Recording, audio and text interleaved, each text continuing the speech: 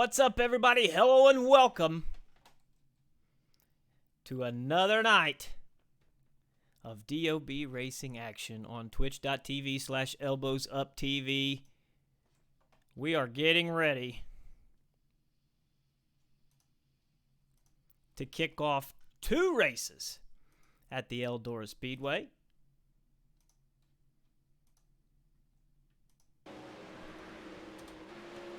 It's time for the DOB 360 sprint cars.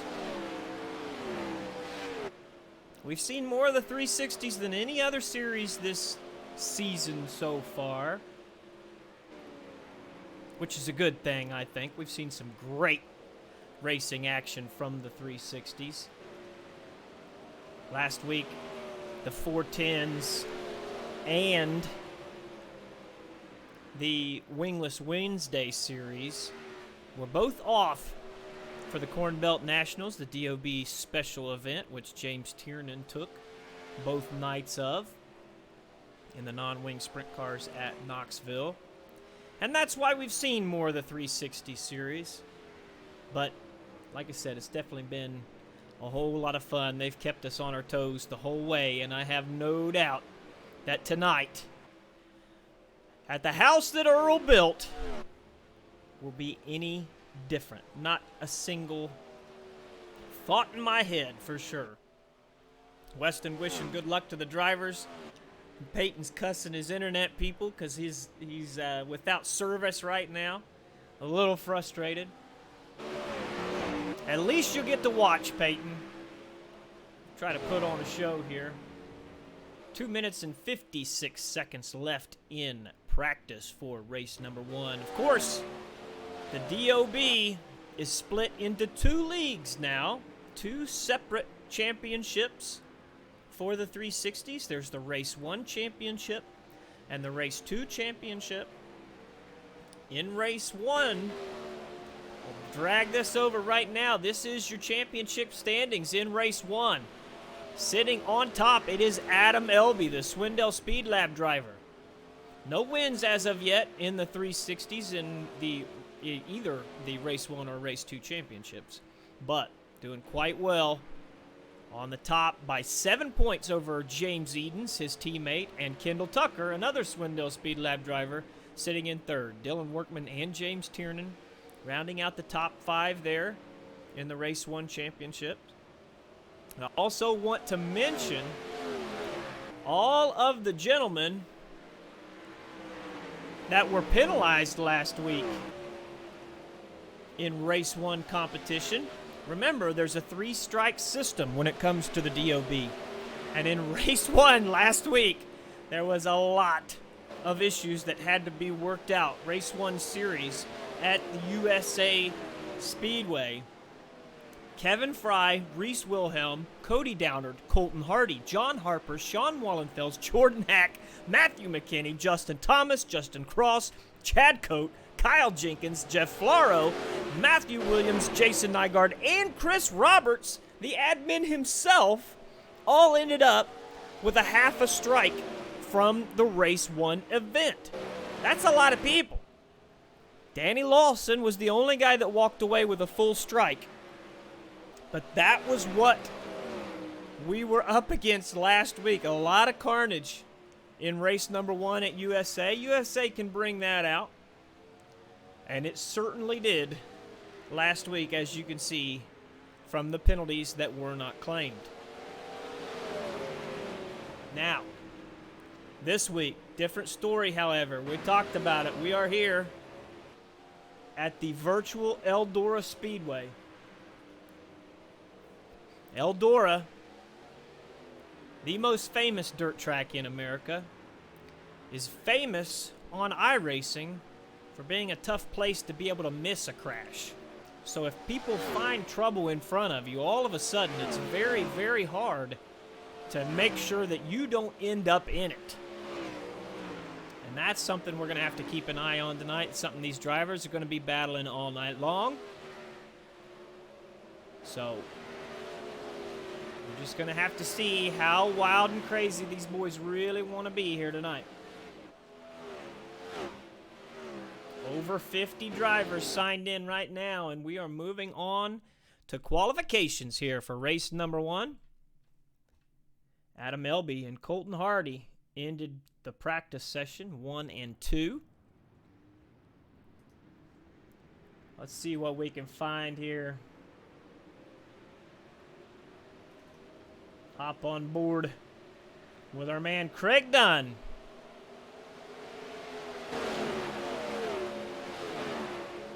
Team SETI car, number 57. Fresh new paint on that wicked cushion machine. Brian, my man, how's it going? Good to see you.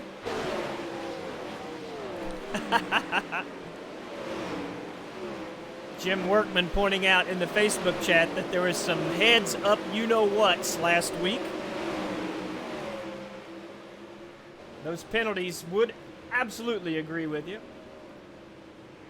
Dunn, sitting 6th after his qualifying session. Kevin Click just knocked off the second quick time. At the moment, it is Cameron Merriman at the top of the timesheets.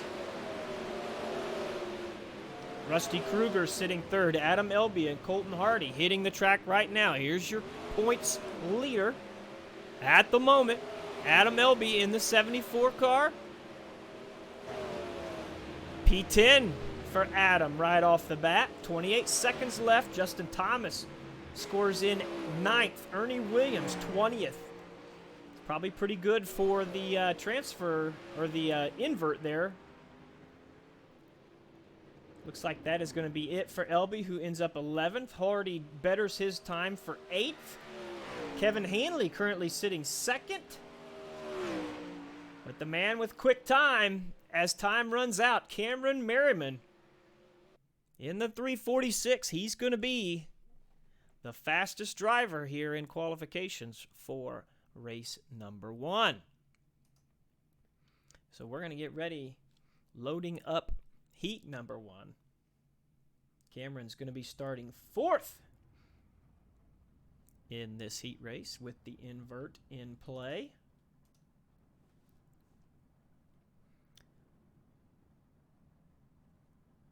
Yeah, Brian, this is where it's at, brother. You got to pick it up. Boy, we got ourselves a quick heat right here. Some loaded rows up front. And there's still one man. Jesus. One man.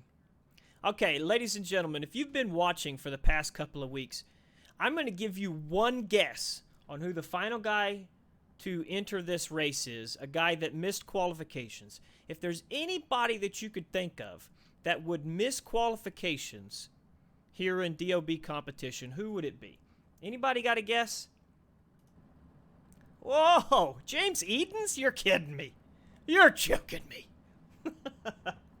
James Edens, once again, going to start dead last here in heat number 1. Did not take a qualification lap. Same story every week, but somehow he always ends up front at the end of the night. Maybe not the top step of the podium, but he's up there. Zardul lamenting his qualification lap. Let's talk about the guys that did have good qualification laps. On the pole for heat race number 1 in the 79 Wicked Energy Gum Team SETI machine, it is Billy Rowley. To his outside in the 74, it's Adam Elby. John Lopresto inside row number 2 with quick time Cameron Merriman on the outside. Dylan Workman and Nathan Davis make up row number 3 with Jason Randolph and Garrett Adams row number 4. Kyle Tesmer and Nathan Kropaszewski row number 5. And rounding out your field, the man who does not know when the drivers' meeting starts, James Edens. We're in for a fun night here tonight. We have got very, very many quick cars here in heat race number 1. Get ready for a wild one, ladies and gentlemen. Billy Rowley's got control of him. He's going to give him green off of turn number 4. Here we go! Solid start for Rowley. He jumps out front. Elby able to get to the top with him. You can see Merriman working to the outside of Lepresto there for second spot as Elby puts the slider on Rally. We'll look down the front stretch. Rally's got position on the outside, but Elby sliding up. He's going to give him space, but Rally finds the fence. He's able to control it.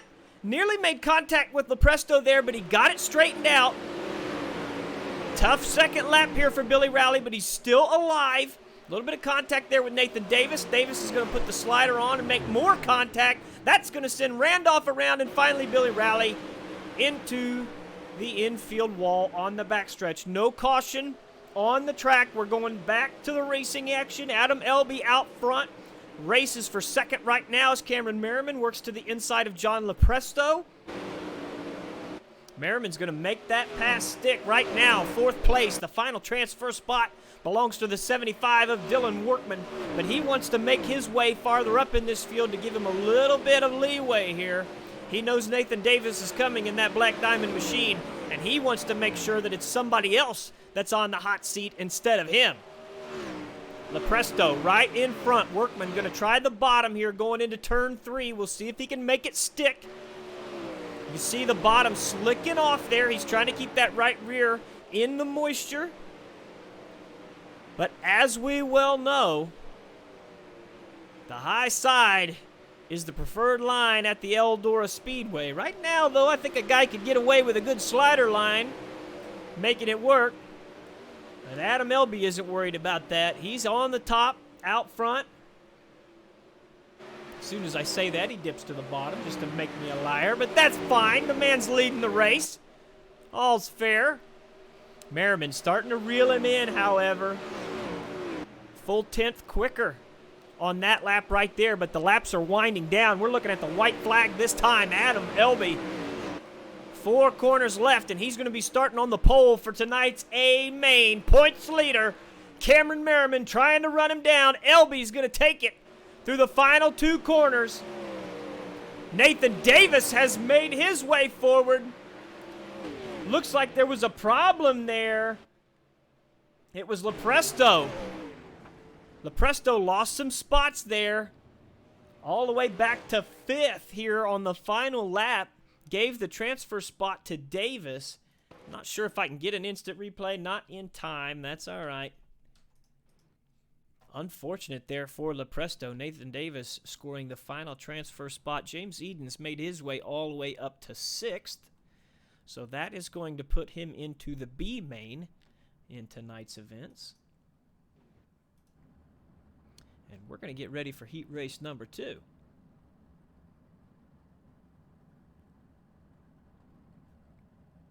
Tranquil Pineapple pointing out the PC Master Race subreddit.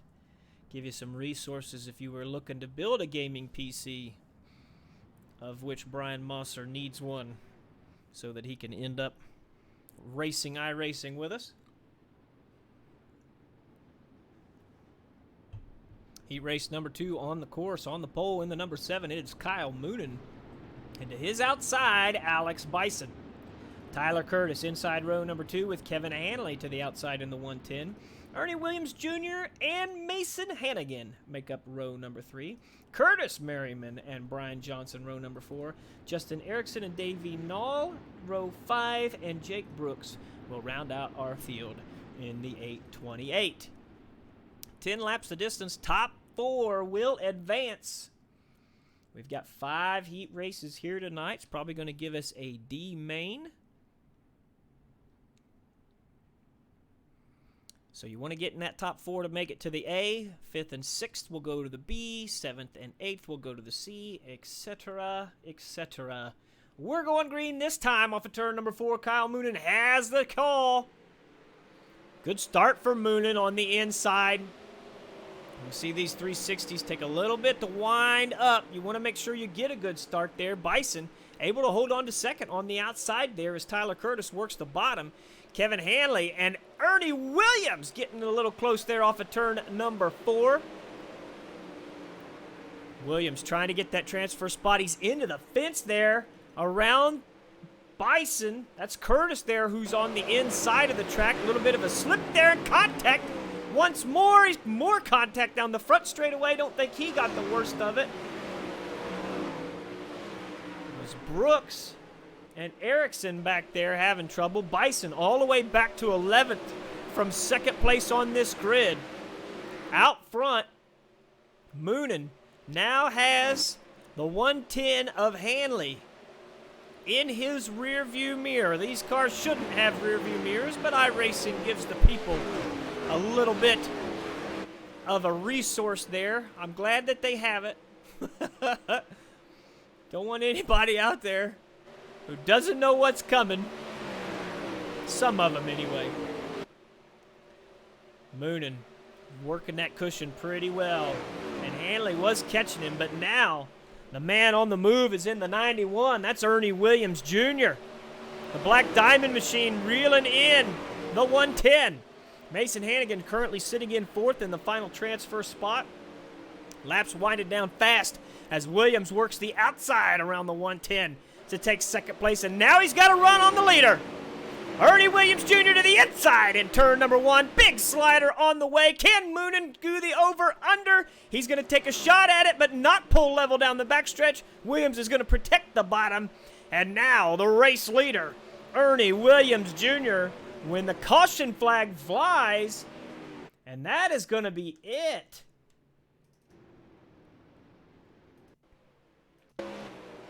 Here is the reason for the caution. Contact there between Erickson and was that Jake Brooks, I do believe. Major contact there on lap number 8, and that is what is going to end the second heat race of the evening here. So Ernie Williams Jr. will be your heat race winner. That gives him a outside front row starting spot in tonight's A main. Kyle Moonen will finish second, Kevin Hanley in third, and Mason Hannigan will take the final transfer spot and move on to tonight's A main. Brian Johnson and Curtis Merriman, the two men on the outside looking in who will make their way to the B main. Really good heat race number 2 there. Checkered flag going to fly this time. You see, this track's got a lot of life in it.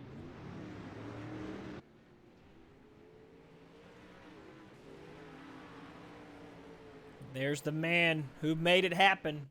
From 5th, Ernie Williams Jr. takes heat race number 2.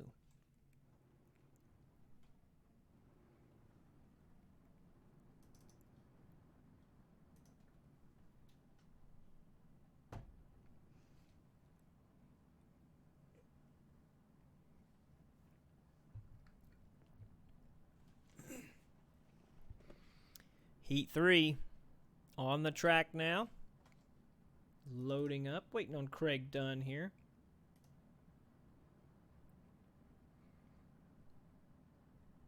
Dunn hitting pit lane, and we will get rolling here shortly. 2 races here tonight, both at the Eldora Speedway in 360 competition. So right after race number 1, we will go into race number 2.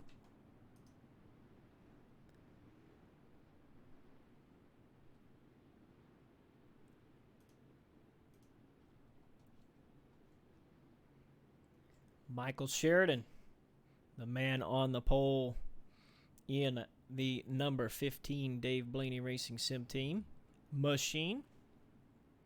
Craig Dunn, Team SETI, to the outside in the 57. Colton Hardy and Kevin Click make up row number 2, with Anthony Lepresto and Scott Bellum in row number 3. Brandon Fissel and Jonathan Smith, row number 4, and rounding out your field, it is Bruce Wright III and Mason Muscovich.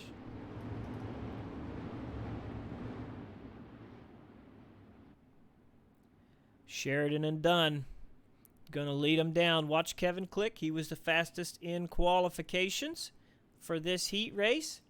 Going to be looking to make something happen. We're going green off of turn number 4 right here. Sheridan gives it to him. Wow, what a start for Lepresto. He jumps 2 rows of drivers there. Little contact there in the back. That's a white car around. That's Colton Hardy, the Swindell Speed Lab driver, around on the backstretch. That's going to bring out a caution here in heat race number 3. See what we can find out here. He's working the bottom of the race course. 3 wide there with Click and Dunn. Looked like a little bit of contact there between the 57 and the 25. Sent them down the track into the 152. He got the worst of it for sure. So Colton Hardy back to 10th. Now, talk about that start from the 57. He went straight through the center of row number 2. He started inside row 3, straight through the center of row number 2, and found himself second going into turn number 1. I've not heard anything from the admins as of yet that says that he needs to take a penalty for that start. So I do believe it's going to stay legal here. I don't want to say that I'm surprised. It is entirely possible for guys to spin those tires coming off of turn number 4. You can see that line of slick there. So I think we're going to have to say, Anthony Lepresto, well done, my friend, on the start. Making up 3 spots before he ever entered turn 1.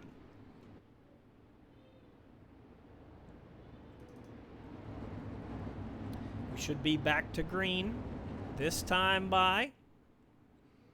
Going to kick off lap 5 here. Right now, it is Kevin Click in 4th, holding on to that final transfer spot, and Scott Bellum in the 47 behind him, who wants it. Sheridan gets a good start there. Both he and Lepresto to the top side. You can see behind them Kevin Click working on Dunn, trying to make sure that 47 of Bellum doesn't find a way around him. Bellum, the only one working the inside at the moment. Get back to the front of the field where Lepresto has made a slide job pass. Sheridan with the over-under. Going to pull a big slider into turn number 1. He's got control of it right now, but Lepresto's got to run down the back. Once more, Lepresto to the inside of Sheridan through 3 and 4. Sheridan once more pulls level down the front stretch. See him try to keep that car straight there to get up to the cushion without losing any momentum. He was able to do it, but this time Lepresto cleared him on the straightaway. What can Sheridan do here? He's pulled level once more.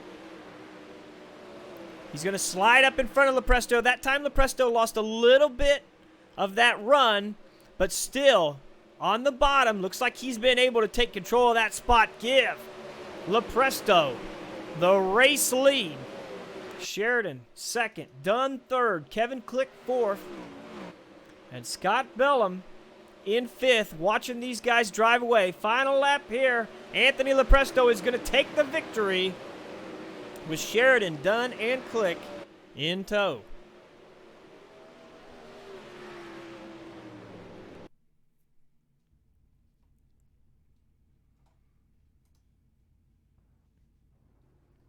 Triple Threat Racing getting some love in the Twitch chat.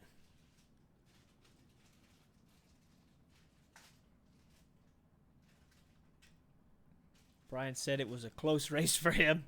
B-Main, here he comes. Still alive, baby. You want to find yourself in that B-Main. We've got 2 more heat races here to determine who else is going to be joining Brian in the B. Jay Brooks, Nathan M., Created by War. Thank you for the follows, my friends. Appreciate that. We are live on twitch.tv/elbowsuptv. We are live on the DOB Facebook page, the DOB YouTube page right now. We are hanging out all over these fair interwebs, and we appreciate you hanging out with us. On the pole of heat race number 4 in the 101, it is Shea Paolo, and to the outside of him in the 44, Blake Cannon. Justin Thomas and Rusty Kruger make up row number 2, with Mike Roxbury and Sean Bowers, row number 3. John Harper and Anthony Marvulio, row 4, and William Duvall and Gregory Tilson, row 5, rounding out your field. 10 laps, the distance. Top 4 will advance. Keep an eye on that car to the outside of row number 1. He's 44 in the sim, but 39, as you can see. That is Blake Cannon.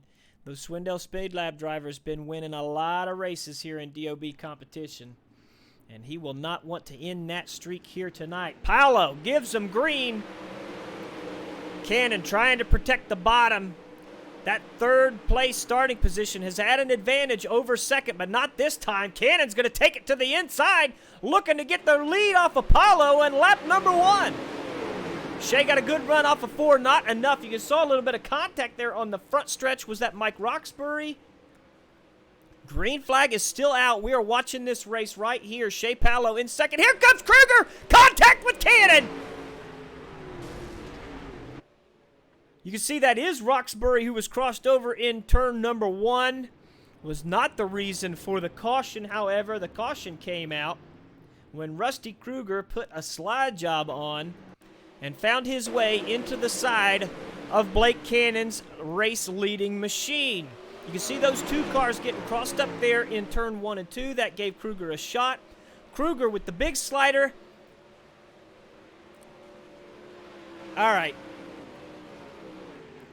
Rusty Kruger has a little bit of notoriety for being Mr. Excitement in the DOB leagues. Let me actually say, though, I do not think that Rusty Kruger meant to put that kind of an aggressive move on.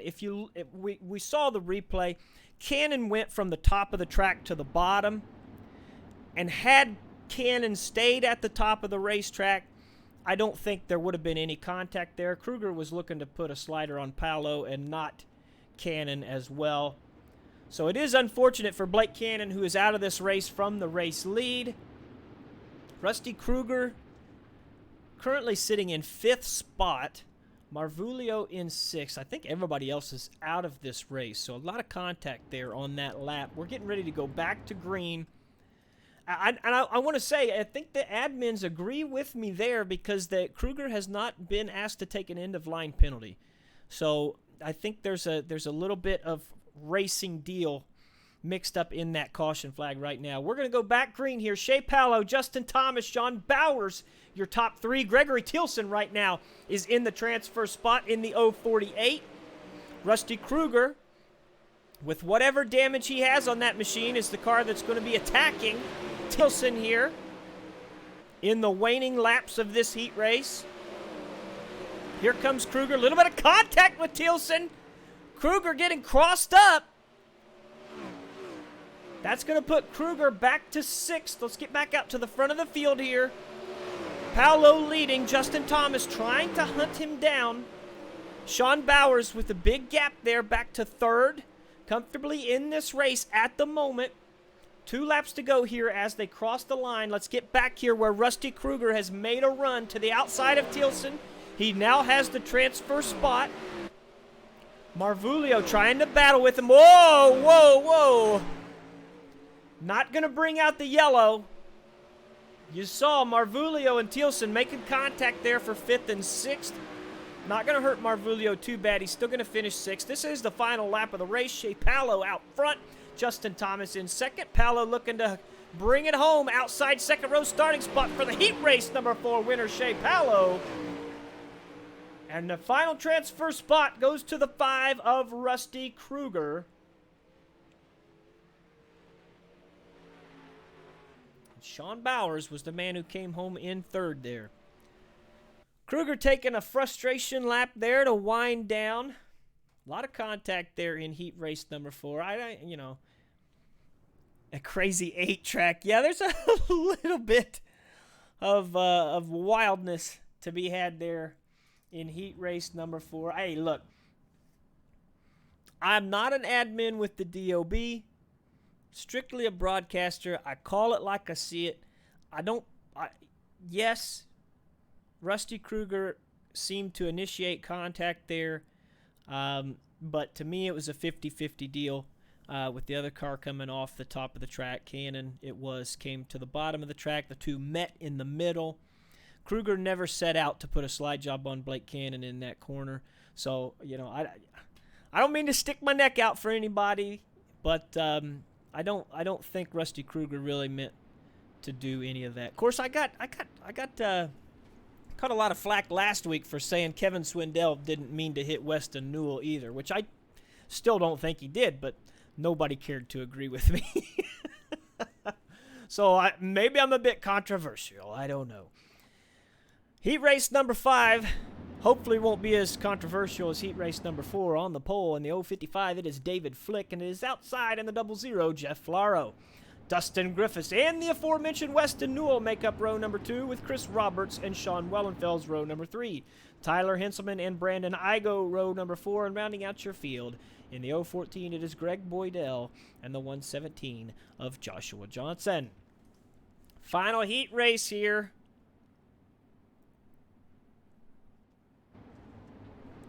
Top 4 will advance to the A main. Flick and Flaro, your front row. Ladies and gentlemen, we're going to give them green here off of turn number 4. 10 laps. Good start for Flick. Even better start for the third place Griffiths, who's going to find his way into second. See Flaro trying to hold on. He's got 2 guys beating the doors down there on the outside. That's Weston Newell and the 42 of Wallenfels fighting it out for 4th at the moment. Flaro now, a little bit of contact with Wallenfels, who was looking to make his way to the top of the track. Here comes Weston Newell with the slider, not going to take it all the way up the racetrack. Currently in 5th is Newell. Needs one more spot to find his way in. Dustin Griffiths took the lead of this race and is starting to build a gap. Jeff Flaro now putting some pressure on second place David Flick. Sean Wallenfels, he can feel that 222 of Newell right behind him. That Black Diamond machine right on the outside wall. Now he's got to run on Flaro off of turn number 4. Newell trying to take advantage as well. They are 3 wide through 1 and 2. Sorts it out. Give Wallenfels 3rd spot. 4th place now belongs to Jeff Flaro. Chris Roberts trying to insert himself into this battle. He's working the inside of Weston Newell. Give Roberts 5th spot. And now he sets his sights on Jeff Flaro, who looks to be struggling at the moment. Laps winding down. Dustin Griffiths has a big lead out front. This is the race right here. Roberts has made his way around Flaro. Now Newell trying to find his way through.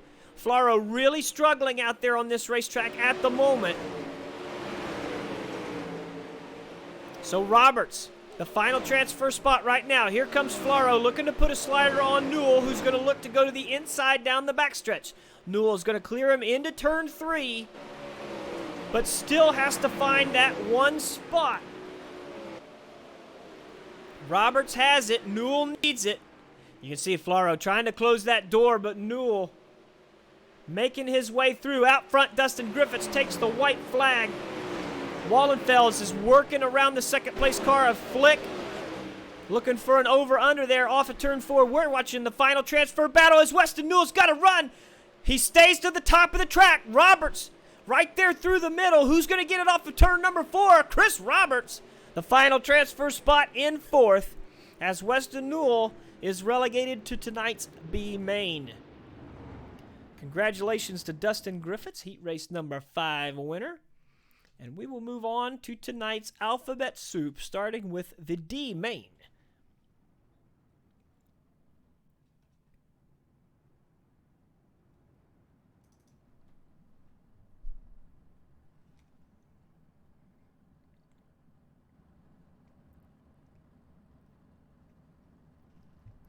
Well, we've had plenty of fun so far, haven't we? We are just getting started, ladies and gentlemen. Starting to get into the mains here in the race number 1. And we've got a whole other event coming once this is done. As you saw earlier, plenty of contact there. What was it? Heat race number 4? I believe. So there's probably going to be some hurt feelings. There's going to be some people that got to make their way through these fields. Here we are. One car not making the call here. Brandon Igo and Nathan Kropaszewski. Front row here in the D main. Jake Brooks was the guy that didn't make it. That's going to move Mike Roxbury into second. Jonathan Smith to the outside. Joshua Johnson, Garrett Adams, Justin Erickson, Mason Muscovich, William Duvall the second, Greg Boydell, Billy Rowley, and Alex Bison rounding out your field. Watch that 79. We saw he was on the pole of heat race number 1 before having all kinds of problems. Now currently sitting in the final row of the D main. We've seen him work the alphabet soup before. We'll see if he can do it here tonight. Igo and Kropaszewski, your front row. Roxbury was another guy that had problems in the heat race. See what he can come up with here. Going green off of turn number 4. 10 laps the distance. Top 4 will advance. Great start for Igo. Roxbury follows him through and looks to take advantage. Racing for the lead. He is. Problems. Oh, in the back. That's Kropaszewski who made contact there. Jonathan Smith as well, I believe. Caution flag is out. Let's back this up. You can see Kropaszewski on the outside gets a little crossed up, makes contact with the 48 big time. The 63 into the fence. Both of those cars gotta be terminal. Maybe Kropaszewski got away with it. That was Muscovich that he made contact with, who started quite a ways back. He did a pretty good job of making his way forward, but I think that contact hurt him as well. And he might have terminal damage, or maybe is claiming that caution.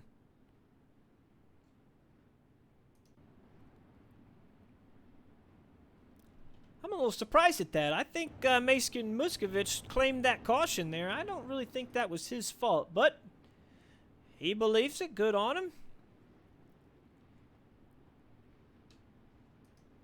Take a look at our top 10 here. Alex Bison, the big winner of that first couple of corners there on lap 1, making 7 positions. Billy Rowley up 3. Boydell as well. Let's keep an eye on it.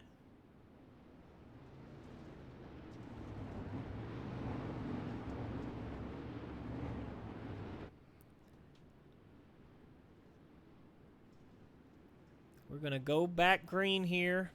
This time by Brandon Igo out front. Mike Roxbury in second. Good start from Igo once more. You see Roxbury there. He's at the high side of the track. In second spot, Garrett Adams and Joshua Johnson battling it out for 4th. Adams now knocked back into 5th. Those guys fighting it out for that transfer spot. You can see to the outside, that was Joshua Johnson making contact with the outside retaining wall.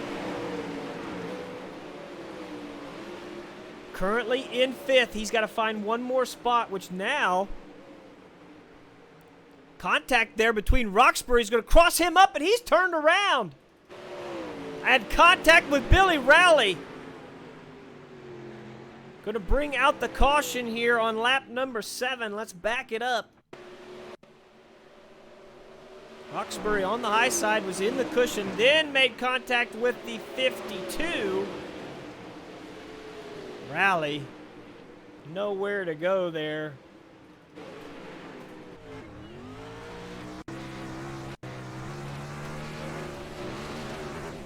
See Rowley on the high side of the track. He's going to go down into turn number 3. You see the trouble up ahead. Roxbury has contact. Rowley was already committed to the cushion. That car at a bad angle to recover. And that is going to be it for the race 1 evening of Billy Rowley. Very likely the end of the D main as well.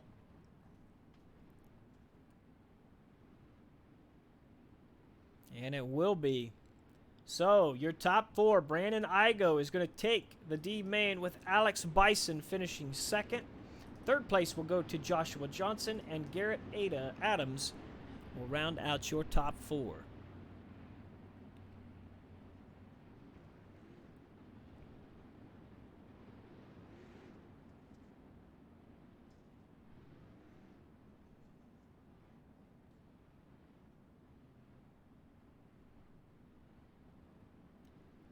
Well, the D main did not disappoint, that's for sure.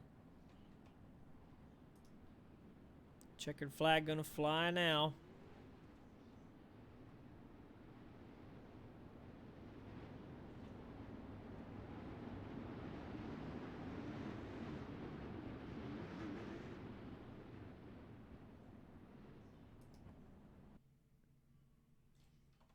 So we move on to the C main.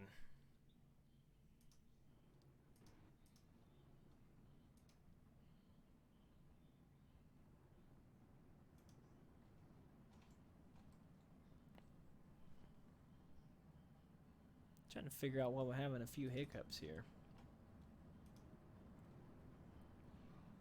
As we get ready for this 12-lap C main.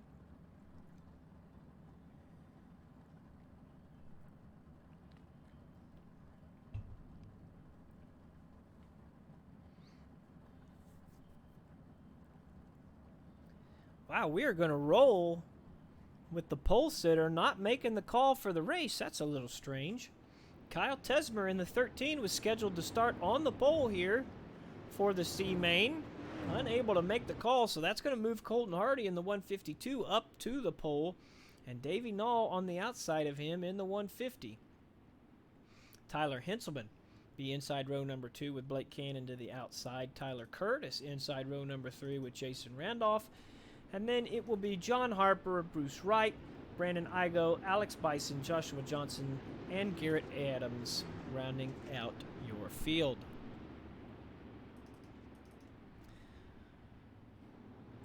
Yeah, Weston, we were watching, buddy. It was a complicated thing there. Still plenty of time, however.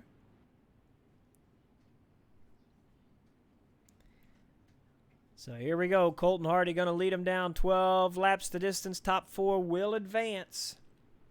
Davey Nall to his outside. We'll see what kind of a start he can get. Not a great one. As Blake Cannon to the outside of row number 2 is going to take to the bottom. He's got second spot away from Nall. Now he's working to the inside of Hardy in the 152. Teammates battling it out there for the first spot. Hardy's got it. Blake Cannon now getting to the top of the track, trying to make his way forward. Watching John Harper back here making some moves. Currently in 5th.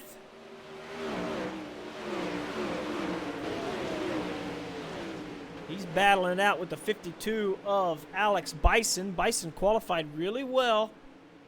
Had some trouble in his heat race. You can see Davey Nall dropping back. He's in 4th right now. He's got that final transfer spot, but Harper going to take it around the outside. Nall going to try to slide up the track. Running out of room was Harper, but he was able to squeeze through.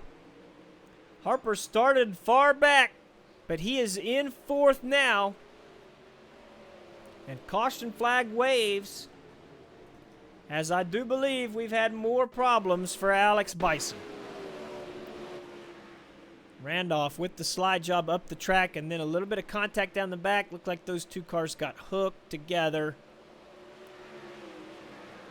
And Alex Bison just cannot buy any good luck here tonight in race number 1. That's going to do it for the 52. We are halfway through the C main as the pace truck tries to catch up to Colton Hardy. Zardul says he's running the next race and probably going to be retiring from iRacing. I don't want to hear that.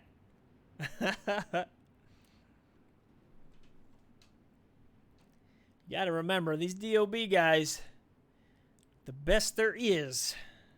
No doubt about it. These are the hardest races to make in dirt sprint car competition, period. And it takes time, too, man. It takes time to acclimate yourself to the slick track conditions that are produced in DOB racing, because you just don't get that in officials. You don't have that many cars doing that many laps. You do not get that kind of experience in officials. The only place you can get it is right here with the Dirty Old Bastards Racing League. We're going back green here. Colton Hardy in the race lead. Blake Cannon in second. Great start for Cannon, who was able to stick close to that 152. Harper now to the inside of Henselman, working for third. Contact behind them. That's Davey Knoll, who got into the fence. He's going way back there. Battle for the race lead. Cannon was able to take it for just a moment. Now he see him working the bottom, but Hardy on the top has the preferred line and making it work. Battle for third as Henselman and Harper fighting it out. Brandon Igo, winner of the D main, making his way forward. He is now in a position to take away that fourth and final transfer spot as the laps wind down here in the C.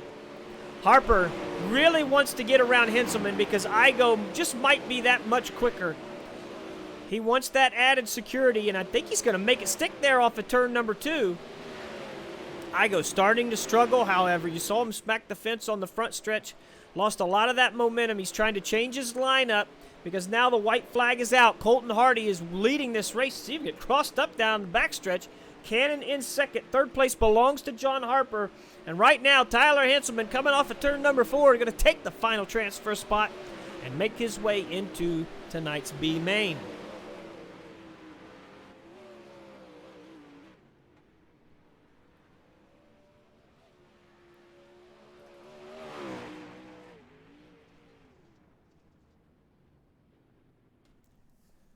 So move Hardy and Cannon, Harper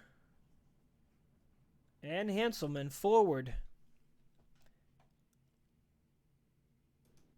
They've got 14 laps to make their way from the rear of the B main here. I think I was finally able to stabilize my drop frame issue there. Had some goofy stuff going on. You know, we stream through Restream, which allows us to stream in multiple places. And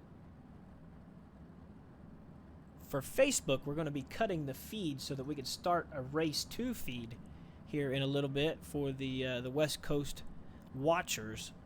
And I had the dashboard up, and I think that was sapping some of my computer power. So I'm going to have to keep it X'd out and then go to it when it comes time to shut that feed down. Guys, we're learning. We learn something new every day.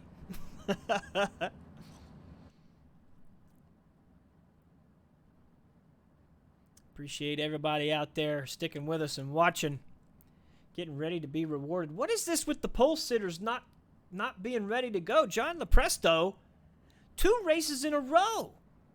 The pole sitter not making the call for the race. What in the world? John Lopresto in the 71 not making the call. That's going to give the pole to Scott Bellum in the 47. To his outside, it'll be Brian Johnson. Weston Newell inside row number 2 with Gregory Thielsen. And then Curtis Merriman and James Edens make up row number 3 before Braden Fensel, Anthony Marvulio, Jeff Flaro, Colton Hardy, Blake Cannon, John Harper, and Tyler Henselman. Hold on a second. Now Lopresto has made his way in. He's going to start from pit lane. That does not give him an excellent shot, but maybe an early caution could help him out. Not sure what the unfortunate problem was for Lopresto, but now he's starting behind the 8 ball. Scott Bellum going to lead him down. 14 laps to distance. Top 4 make it to tonight's big show. And here we go. Great start for Bellum. Weston Newell going to try to follow him through there around Brian Johnson on the outside. You can see that 121 stepping out on a mere contact there. Weston's going to take that spot. Look at John Harper already making his way forward on the bottom, but a little crossed up there with another car. Blake Cannon making contact with the 1. Now Harper goes over. Is that Floro as well? Lepresto now out on the track. DOB rules do not allow you to hit the track until a caution flag flies. So he will be 1 lap down, I do believe. You see Marvulio making contact there. He gets crossed up. Floro hits the fence to miss him. So 2 separate crashes. We saw it happen. Harper was the man making his way forward, but ended up right in the mix.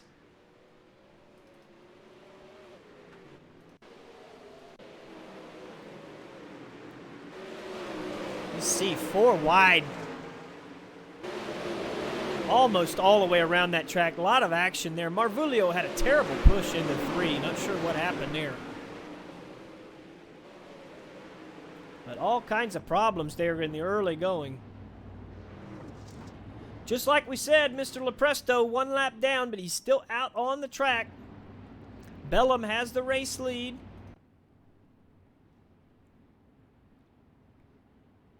We're going to go 1 more caution flag lap here. Bruce Wright, the 3rd, said he'll be back for race 2. Doesn't have the right gear. If that is actual shooting that you're doing there, you want a 534, my friend. But if you're just saying you don't have the right gear because you know you struggled or whatever, then okay, that's fine.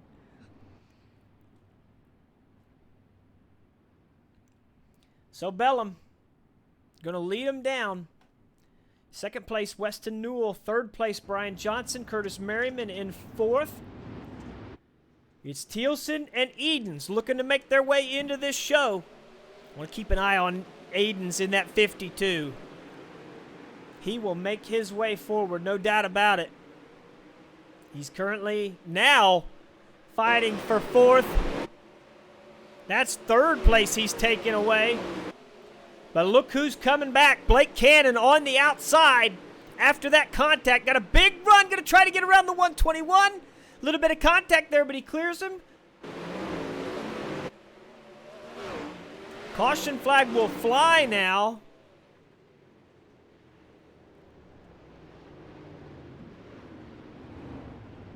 Got to figure out what's going on.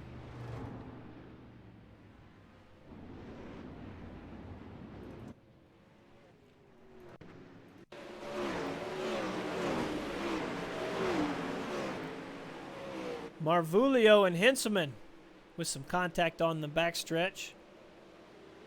That's what brought out the caution here. 2nd caution of tonight's B main.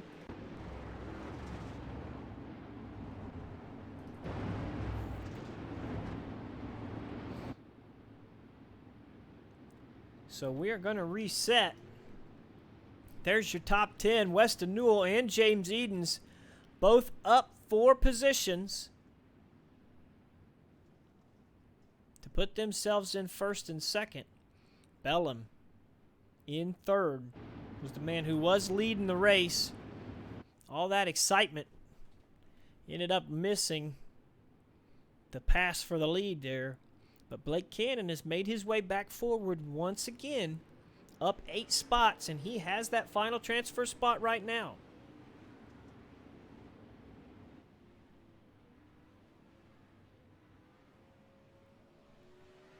Henselman kept catching up to the rear of the field. Think he went in and got him another front wing.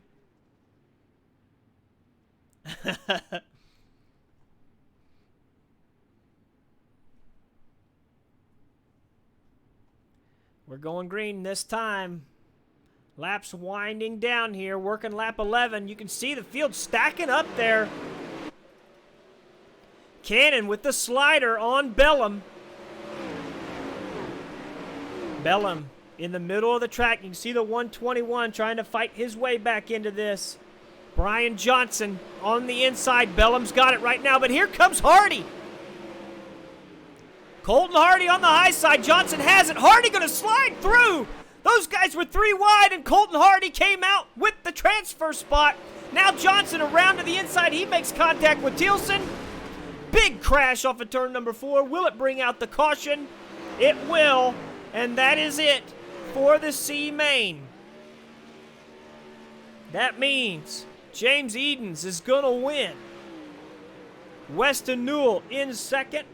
Third place will belong to Blake Cannon, and Colton Hardy will gain the final transfer spot in the 152. So 2 drivers that were in the C main and made their way through end up making their way to the A as they climb their way through the B.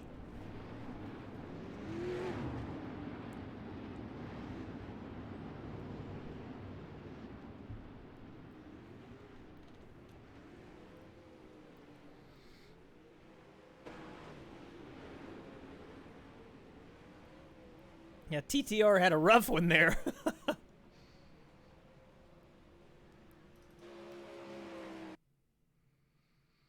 So here we go. 2-minute warm-up for tonight's feature.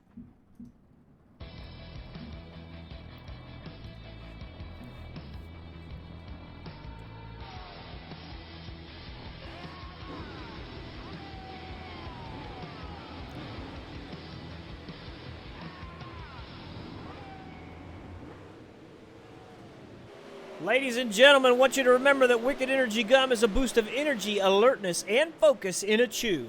It only takes about 5 to 10 minutes to take effect and is a cheaper and healthier alternative to energy drinks and shots that fill you with calories and sugar. Wicked Energy Gum is made in the USA, and best part of it all is that for every pack you buy, they make a donation to the Cognitive Warriors Foundation, who focuses on improving access to quality health care for active and former U.S. military men and women who suffer from depression and PTSD. Just go to wickedenergygum.com and use code DOBRL for 10% off your order and free shipping on race days. Now that DOBRL code also works for wickedreliefcbd.com for your daily dose of CBD as well. We appreciate you guys taking a look into those products. Show Wicked Energy Gum and Wicked Gum CBD the support that they have shown us. We would love for you guys to head over there and check that out. I got to tell you, I got some of the gum in the mail on Monday. Had me a piece of the Wicked Energy Gum last night, and it is everything that it says it is. It gives you that boost. It doesn't make you feel wiry or jittery, but you get that alertness that they tell you. Ernie Williams Jr. right now, fastest in the warm-up. Blake Cannon, Anthony Lepresto, Nathan Davis, your top 4. Sean Wallenfels is 5th in that warm-up session as we are ready to go racing here for tonight's feature. Vapin H asking to go if we can go to the Love Tunnel. Let me tell you, my friend, there's only select few that gets to go to the Love Tunnel with me. I'm just saying. All right. Now I ain't saying you got to be a hourglass-shaped blonde, but select few.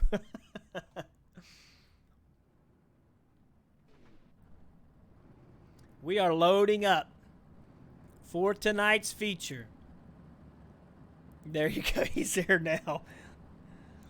Tuna Can 79. Billy had a rough race number 1. Talking about he's having a good cry fest down there right now. We still got race 2 here tonight. See if we can turn it around. So we're getting ready. 35 laps at the Eldora Speedway, the beautiful home that Earl Baltus built in the Ohio cornfields. This is dirt racing mecca in virtual form here tonight. And the Dirty Old Bastards Racing League is about to do battle on it. On the pole in the 74, he is your current points leader for the Race 1 Championship, Swindell Speed Lab driver Adam Elby. And it is outside in the 91 Black Diamond Racing Machine, Ernie Williams Jr. Anthony Lepresto and Shea Paulo, row number 2. Dustin Griffiths and Cameron Merriman, row 3. Remember, Merriman was quick time here tonight. Kyle Moon and Michael Sheridan, row 4. Justin Thomas, David Flick, row 5. Dylan Workman, Kevin Hanley. Craig Dunn not making the show here. He didn't show up in the lineup here in 13th. Sean Bowers, Sean Wallenfels, Nathan Davis, Mason Hannigan, Kevin Click, Rusty Kruger, Chris Roberts, James Edens, Weston Newell, and Blake Cannon, and Colton Hardy rounding out your field.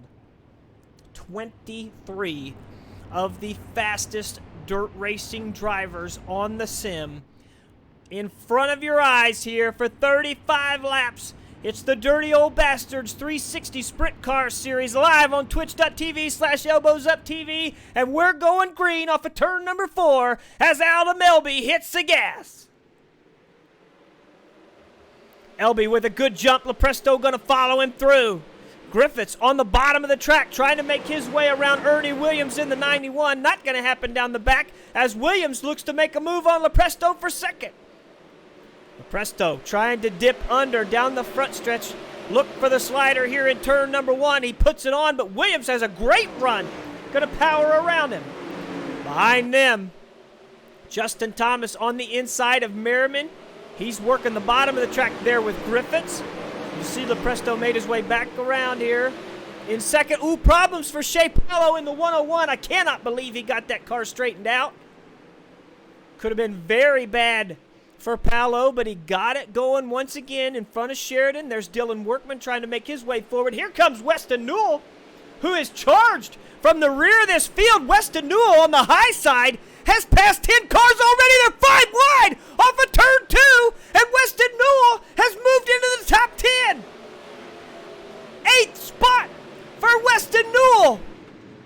Caution flag flies. Try to find out who had problems. I do believe it was the 110 of Kevin Hanley. Let's back it up. You can see him upside down. He was working the inside of the racetrack. We were paying attention, or at least I was, to Weston Newell, who was passing this entire conglomeration of cars. Contact, was that with Paulo? Yes, it was. Sent him to the infield tires there. And that is it for Kevin Hanley in tonight's feature.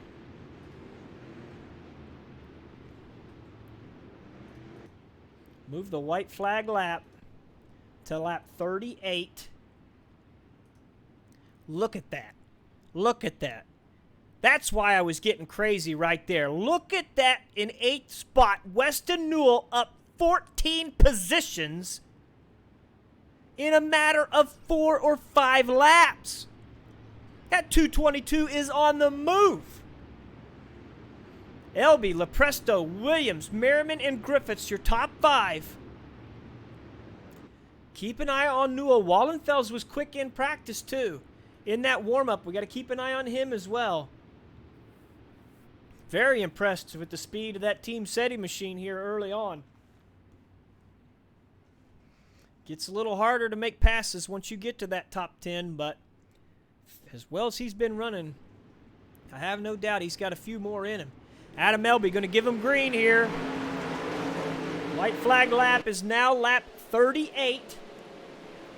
Ernie Williams looking to make a pass for second once more. That's going to open the door for Merriman as he gets crossed up off of turn number 2. Merriman to the inside is not going to elect to slide up in front of the 91. He's working the middle. It didn't work out for him there. Sheridan on the outside, and here comes Newell and Wallenfels. Sheridan in 5th. Newell fighting for 6th there with Dustin Griffiths. Wallenfels following that 222 to the front, which is a hell of a plan, to be honest with you. Going to try to keep an eye on that battle. Problems for Merriman into the fence. Newell makes contact with him. Wallenfels gets crossed up behind him. Good thing for Newell. That could have been really devastating. Wallenfels, he got crossed up there. Really sideways, lost some spots. Griffiths back by him. You can see Nathan Davis working him. Workman was the guy that got caught up behind him, so unfortunate for the 75. Merriman and Newell doing battle once again. Newell's going to take that spot. Is that Blake Cannon trying to make his way forward? He's in 11th right now. Hit the fence there off of turn number 2, but Blake Cannon still going here. Rusty Kruger trying to find his way up to the front as well. So let's go back out front, reset here. Adam Elby, still your race leader. Second place belongs to Anthony Lepresto, Ernie Williams Jr. in third. Fourth place, Michael Sheridan, who gets crossed up off of turn number 2. And Weston Newell, the man in fifth right now. He's been making that charge.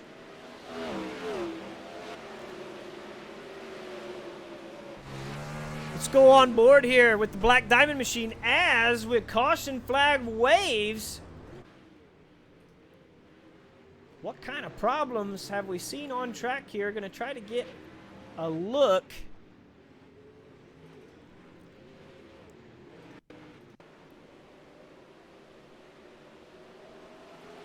Now, let's see here.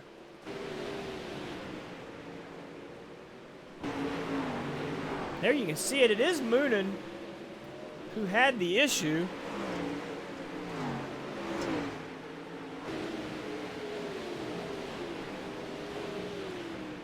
Just had a little bit of an issue there with the cushion. Through 3 and 4. Lost a couple of spots.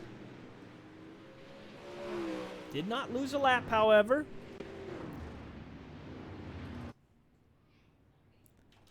White flag lap moves to lap 41.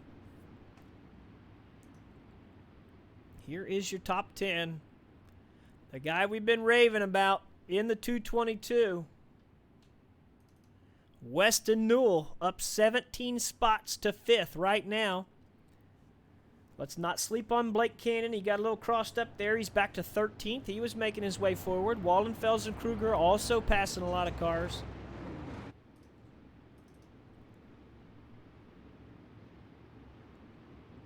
Adam Elby, still your race leader. He is the points leader in the Race 1 championship. We're going to restart this race here on lap 19. 22 laps left.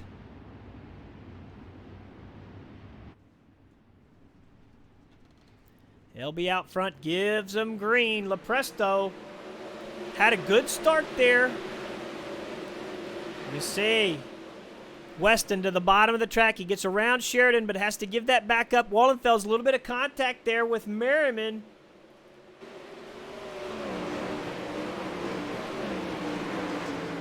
Move Wallenfels into 5th. Justin Thomas in 6th. Newell still trying to work the bottom of the racetrack. Not working right now as he's battling there with Sheridan. Elby has good control of this race. Let's go back here where the battle is raging. See Nathan Davis making a little bit of contact with the 9 of Thomas. Blake Cannon once again moving forward. There's Wallenfels. Cannon's going to go to the outside there. 3 wide. Now he's trying. Ooh, he had to think better of it there with Workman. The door closed coming out of 4, but Blake Cannon is really, really fast right now. Trying to get around these guys. Now he's going to put the slider on the 75 here through 3 and 4. Can Workman go under off of turn 4? Caution flag waves, so we're not going to know the answer.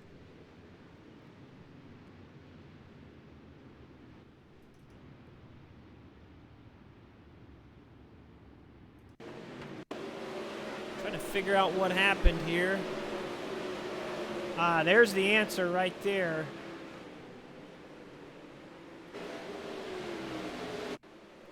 See Sean Bowers down the backstretch. He's got a problem. He's going to try to make his way to pit road. Just does not work out for him. Upside down there to the inside of turn 4. And brings out another caution flag here. Let's get back.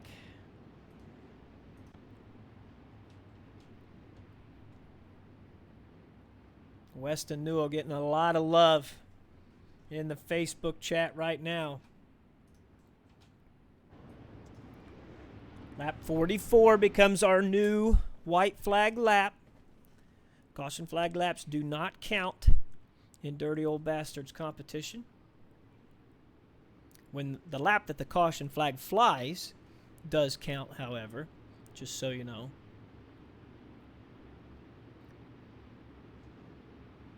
Blake Cannon up 16 spots. That Swindell Speed Lab driver trying to get out front to do battle with his teammate. Weston made a big charge. Kind of stalled there for a little bit. Let's see if he can make something happen here on this restart. Elby, Lepresto, and Williams, top three. This time Elby with a much better start, making a big gap there on Lepresto. Weston Newell once again to the bottom of the track. You can see behind him. Here comes Ernie Williams Jr. for second. Slider to the top of the track. Lepresto's going to duck under. Ooh, problems for Workman there. He got a little bit of a right rear and found his way into the wall down the front stretch. Lepresto holding on to that second spot. Now we've got our two biggest movers doing battle. Weston Newell on the bottom of the track. Blake Cannon on the high side. Looks like Cannon's going to earn that spot here. Weston fighting back. We're going to go on board here with the Splendel Speed Lab driver Blake Cannon working the top side of the race course. Able to duck under. Caution flag waves once more. Every time I go to that cockpit cam, we end up with the yellow. I might have to quit doing that. What in the world? Let's see here. Problems for the 82 of Dustin Griffith. Started fifth in this race. Had some issues going backwards, and that was some contact with the 152 of Colton Hardy, which brought that into play. See if we can get another look at it. Hardy here coming off of turn 4. Griffith's on the high side. Yeah. I did some defending earlier of Mr. Kruger, but in my humble opinion, I don't think I'm going to take Mr. Hardy's case. I think that's a losing case in court, personally.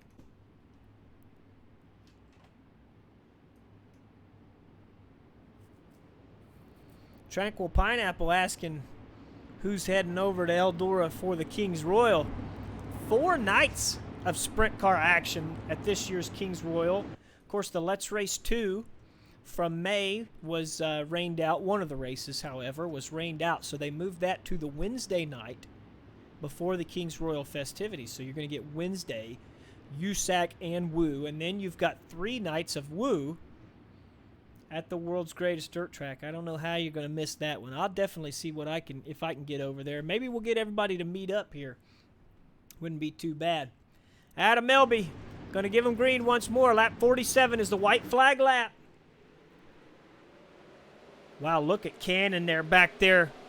Up to the inside of Sheridan. He's going to make that pass stick. Now Sheridan fighting back, but he's got Weston Newell there to the inside. So Cannon has made his way to 4th.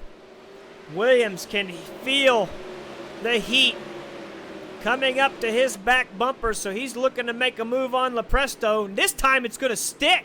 Ernie Williams Jr. able to make that pass work. Looked like Lepresto got a little sideways, more than he wanted to off of turn 4. Ooh, problems for Hardy and Workman. Colton Hardy goes around. Let's see if that brings out the caution flag, and it does.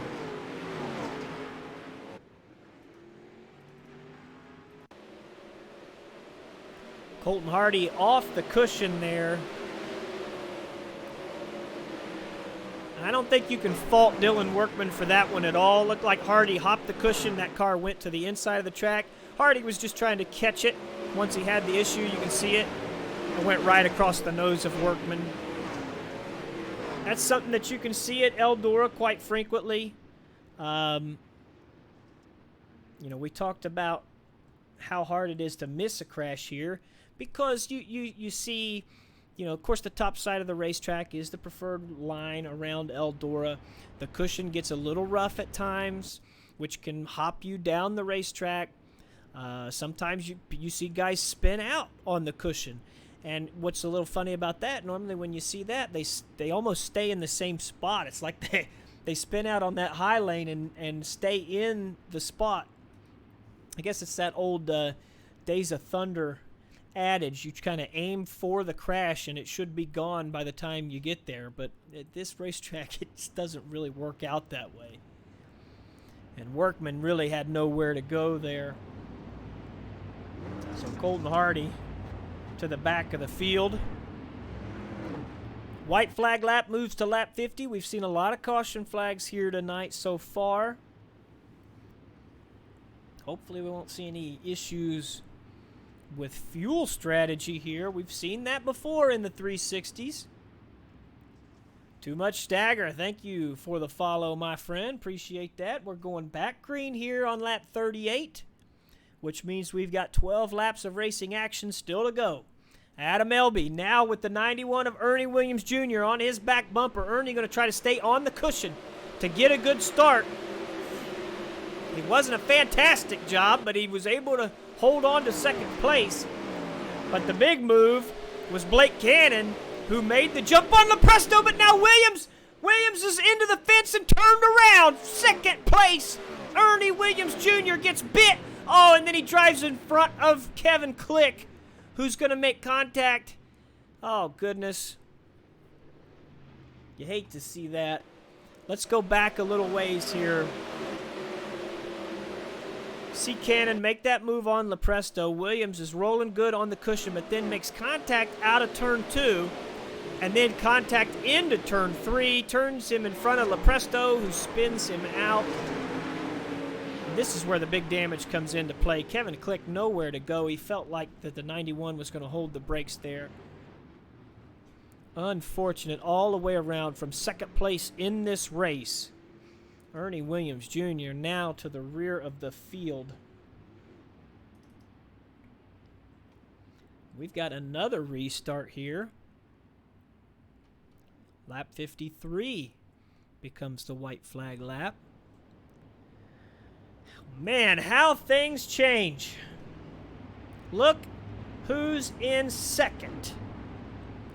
Blake Cannon up 21 positions after coming from the C main. You heard me right. The C main.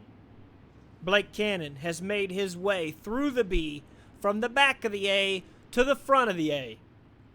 Second place to his teammate Adam Elby. Those two men about to do battle here in the waning laps of this race. Lepresto will be looking to get another good start. Elby got a good one right there. See Sheridan 3 wide behind these two.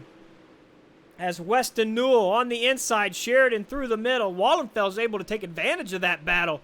He's going to pass both the 15 and the 22.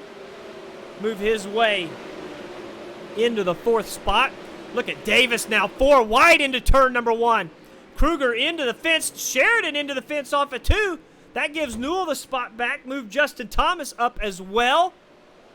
Now Workman and Davis and that Hannigan there. They were 4 wide with Kruger there for a moment. You see Kruger getting crossed up there. He makes contact with Workman, but those guys able to continue. We're watching this battle. We're going to have to switch back to the race leaders really soon, because Blake Cannon is catching the rear of Adam Elby. Lepresto's trying to do what he can. Wallenfeld's also pretty quick right now.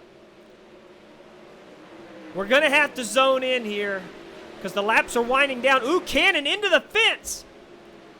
Lost a lot of time to the race leader there was Blake Cannon.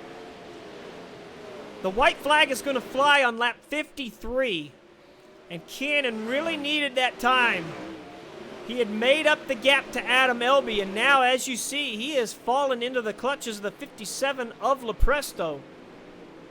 Here comes Lepresto with the slider. Cannon, there's got to be damage on that car. You saw it step out on him there going into turn 3. Blake Cannon's charge is now stalling. With 5 laps left in this race, now Lepresto having an issue off of turn 2. That's going to give second spot back to Cannon. Wallenfels now has caught these drivers. Big slider from the 42. He's going to go all the way around both of those guys. The cushion was not kind to him. But doing battle is the Black Diamond 42. He's got the preferred line around Lepresto. We'll see if Lepresto's going to pull the slider through 1. He does. Wallenfels around the inside before Lepresto could make contact. You saw that car get way sideways. So the battle here for third heating up.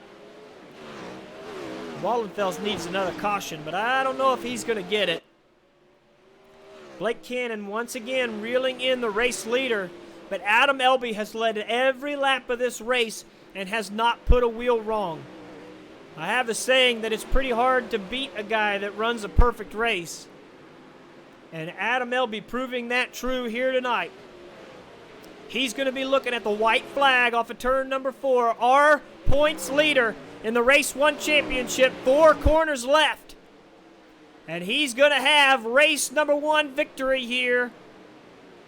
Cannon can do nothing but watch as his teammate drives away. Adam Elby off of turn number 4 is going to take victory in the DOB 360 Sprint Car Series. Second place, Cannon. Third place, Sean Wallenfels. Fourth place, Anthony Lepresto. And in fifth, I actually do not have a solid answer. I have to check on that here.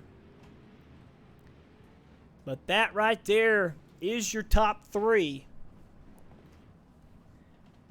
We're going to get them in Discord, see if we can get an interview going here momentarily. Ladies and gentlemen, do not go anywhere, however, because we have an entire other event coming in just moments. We're going to get our interviews here, and then we will hop over into the Race 2 lobby, and we will kick off the Race 2 Championship in just a few moments.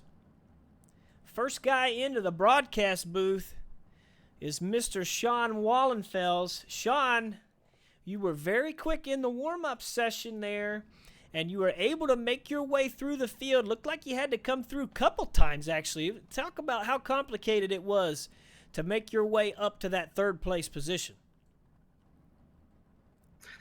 Well, yeah, early the car was handling real well. Honestly, the set was amazing. Just rolling the top, rolling the low side actually early on. Nobody was really down there, and if they were kind of missing the bottom on exit, and I was accelerating with left rear grip on exit, and then it felt great. It was tough getting through there. Some guys were throwing some radical moves. Guys were bumping and grinding, but it is what it is. You just got to dodge people, and do what you got to do. Seemed fun. Good race in between some guys through the field. Worked, man. There at the very end, Cannon had he had a mistake there, so we kind of dragged race. That was kind of cool. A few other people, just good night. Happy with the position. It was a night where we saw a lot of guys make a lot of positions there. Talk about the actual track itself, because we saw the cushion bite a few guys, but then, guys like Weston Newell and Blake Cannon were able to make their way up from the rear of the field. You were towards the rear of the field, and you were able to make a lot of passes. So what was it about this track that gave drivers options to make their way around? I'm not quite sure. The update kind of changed the way the slider line works. Like, you can run the slider line more so towards the bottom, and it seemed to hold, decent enough speed towards the end, especially, I don't know. The top a little bit, too, seemed to not be as rough. I know a lot of guys, when it gets rough, run higher right height in the right rear, and it seemed like that was biting some guys over rotation from the previous build, so I feel like lowering that's going to help. And, just kind of, I don't know what it was, man. The top was really dominant, honestly, the entire race. Anybody in the top 5 is running the top. The bottom, it just isn't there. The middle's there sometimes when, somehow after a yellow, the middle magically is fast for 4 laps. But other than that, it's usually always top dominant. Well, even though there's lots of room out there to pass, Eldora is still going to be Eldora, and that top was the way that you made your way forward into that podium place finish. Congratulations, Sean. Well done here tonight. Good luck in race number 2. Thanks, Anthony. Quick few shout-outs. OPC Exclusive, Triple X Racing Components, Smith Titanium, All-Star Performance, TI-22, Black Diamond, Motorsports. Good group of guys, you know what I mean, regardless of whatever said. Drew Nail, awesome, does all of our schemes. Awesome dude. Shout out to him. Ultimate Dirt TV, you guys for putting this on, and Tim Sims for Dirt Track Simulators. He runs that show. He's one of our sponsors. So, and all the guys that come out and can hold a damn line. Thanks. There you have it. Sean Wallenfels, third place here in race number 1. Let's move on to the man who won this race in the 74, leading the point standings and extending that points lead out front. Adam Elby, talk about that, because I got to tell you, you made it look like a snooze fest. Adam, you got us? Yeah, hello, can you hear me? There we Nah, go. there we got you. We got you there. Yeah, man, you made it look easy out there. Yeah, it definitely wasn't. Felt a lot of pressure most of that main event there. Lepresto was pushing on me pretty good, and then when Ernie had got by him, I knew he was gonna be quick, and then something happened to Ernie. From what I heard, it sounded like he might have gotten the wall, and then saw Blake in second. I know he came out of the B main, and one of my teammates, super fast, good driver, so I knew that could be another challenge. So definitely, probably looked a lot easier than it was. A lot of pressure, but we just were able to run 35 clean laps and pull away from it. Talk about having your teammate there on your tail there. Late restarts, lots of cautions. If there was one thing that's had to be complicated for you, it was getting going again with all of the caution flags and trying to make sure that you were ready for those restarts, which it seemed like you were. But there late in the race, it seemed like Blake was starting to close that gap on you. Were you worried there for a moment? Yeah, definitely. If anything, I think the cautions were kind of helping me. Seemed like early, beginning half of the race. Whenever we get into about 5 laps, seems like my car kind of slow off and all that. I feel like I had some really good starts. Had a really good line that I was turning down, getting a nice gap, and felt like after a few laps, Lepresto and Ernie and Blake and these guys were reeling me in. But that last green flag run we had, I knew if I get a good start and just not make any mistakes, make him pass me by racing me, me not getting in the wall or whatever. And I knew we'd have a good fighting chance. And I trust Blake, and I was waiting for the slider, and it never came. But gotta give him a shout out. Great run from the back to second. That's pretty cool. Well, you never put a wheel wrong all night here in race number one. You took that victory again. Hey, like we said, extending that points lead. So is this a statement here? Are you telling the DOB boys that they're going to be chasing you all season? I needed to get as many points as I could tonight because I'm not sure if I'll be here next week. We got a big modified money race that I'm signed up for. Haven't committed to either one yet, but yeah, definitely trying to extend the points as much as I can. Just that way we could see what the damage is after next week. Well, you definitely did that. Congratulations on your race one win, and good luck going forward tonight.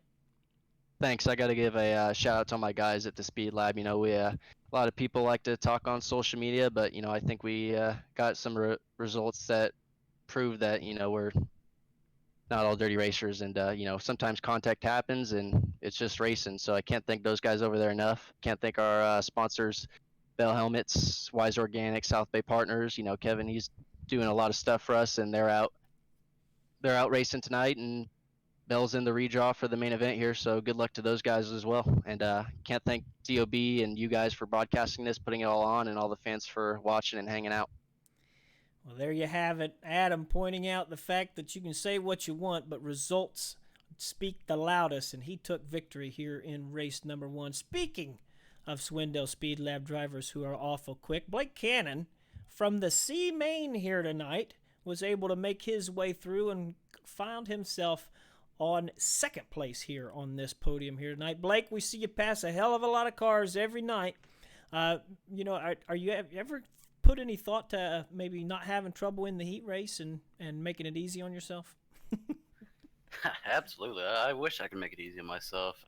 Tonight started off really good. Didn't have that good of qualifying, but hit the invert about right. Got to lead pretty early, and then just made one mistake and didn't realize Rusty was down there, and just kind of set the mood for the rest of the night. So it's been kind of a common occurrence for me to come from behind in these things. Unfortunately, I don't like it at all. Trust me. It's nerve-wracking, especially in the B main. And then you got to, sometimes you got to race around squirrels in the A main. They like talk trash, but it is what it is. I enjoy coming to these races. Chris does a heck of a job. You do a heck of a job. So I enjoy racing DOB. No matter how much trash people talk, it doesn't bother me because at the end of the day, I did start on the last row and finish on the front row. So I don't really know what people have to say about that. Yeah, it's pretty hard to argue with the fact that I think you passed 22 cars, something like that. I mean, that's a pretty impressive drive, and we've seen how fast Swindell Speed Labs is here in recent weeks, and you've had a lot of success yourself. Talk about that confidence, and I think we saw that confidence late in the race as you were able to close that gap to your teammate. I got to think that you were salivating right there off of his bumper, thinking that maybe you were going to have a shot to put a move on him. Oh, absolutely. I'd say I have a lot of confidence with my guys. They've helped me out tremendously in the open wheel stuff. I've come a long way, but undoubtedly I still got a long way to go. I still made little mistakes that shouldn't happen. Like tonight, I probably had the race winning car there at the end, but I just made a couple of mistakes. And once you quit putting pressure on somebody, it makes being in the lead a lot easier. And then I had to worry about Sean and Lepresto. They're always really good, so I gave Ilby that one. He earned it. Hell of a job to him. He was really quick all night, so I can't. He's helped me out tremendously in these things. So it was kind of running behind the teacher almost, as I would say. But I've got a long way to go in these things for sure. Just kind of cleaning up some stuff around the edges. You're right there when I run second. I probably shouldn't have pushed as hard as I did. I got greedy. I can't say nothing else. I got greedy when I started running them down. It's funny, and I know exactly what you're saying, but I'm sure there's some people out there thinking, what is he talking about? Got a long way to go. But ladies and gentlemen, these are guys that are competing in the World of Outlaw Late Model Pro Series here, coming over to run some of the dirt sprint car stuff. And let me ask you, actually, because this is something that I'm interested in. Is it just what gives you? Is it the Swindell Speed Labs that are promoting this ability to be so good across both disciplines here in iRacing? Is it that confidence? Is it your knowledge of the dirt and the sim that just gives you that edge that you need to really compete at the highest level in both late models and sprint cars on the sim? I've always been more of a modified and late model guy. And then, I was doing my own thing with a couple guys, and we ended up merging with Swindell. And it really promoted me and the team as well. I've always enjoyed running sprint cars, but I'll be honest with you, I don't have that much knowledge in these things. I can adjust on a setup, and I can make it to what I want. It's not always going to be right, but it's going to be what I want at the end of the day. So I'm not completely dumbfounded when it comes to working on a race car. I know what adjustments do. But as far as the technical stuff goes on running the cushion, it's just a lot different. You got to push these cars hard, lap after lap, but you also got to be on top of your game, because one slip up and, your night's done. So I'd say there's a lot more leeway in the late models. I'd say the late models are a little bit tougher just because you have to change so much stuff week to week, race to race. And the competition, I feel like, is a little bit tougher on the late model side of things week to week. Not taking anything away from these guys. They do a hell of a job each week, but when it comes to the World of Outlaw series, it's tough. But I'd say Swindell has helped me out a lot personally, running both. I wouldn't be able to be in the position I am if it wasn't for them. But I also think that you have to have understanding of the car, and you have to know what you're doing if you're going to compete in both. Well, there you have it. This man knows it better than most. Blake Cannon making it work in both the late models and the sprint cars, and he made it work all the way to second tonight. Congratulations, my friend. Good luck going forward. Looks like the lobby is open there, so hopefully we'll see you have the same amount of luck here in race number 2. Thank you. Hopefully I don't have to come from behind, but I just want to thank everybody at Swindell. They do an amazing job week to week, day to day. Whether we run good, run bad, run mediocre, I always have an amazing time running with them. Us great group of guys. We all get along good. Got to thank them. Adam, congrats to him. James, I wish he could have been up there a little bit. He just had to conserve tonight. Points racing. I just got to thank Augusta Aquatics and just everybody, Kevin, Swindell, Bellwise, Organics, just everybody that puts a hand in this team. There you have it. Blake Cannon, second place in race number 1. We're going to watch him going forward. Race number 2 lobby is up. 2 minutes left in the practice session currently. So we're going to shut off our Facebook feed. Twitch people, don't go anywhere, because nothing will happen on your side of it, but we're going to restart the Facebook feed for race 2. So Facebook people, look out for the live notification here in literally like 15 seconds. So here we go.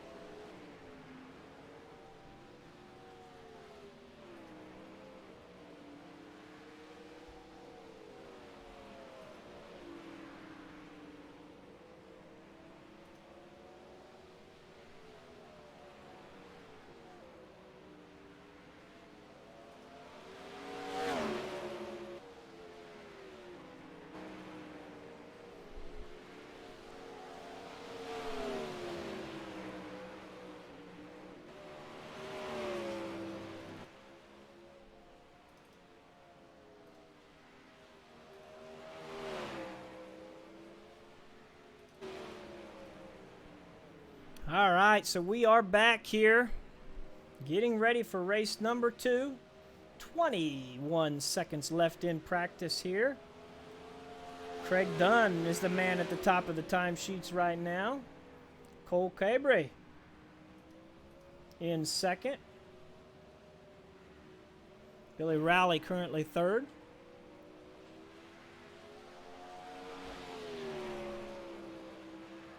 New Facebook feed is up.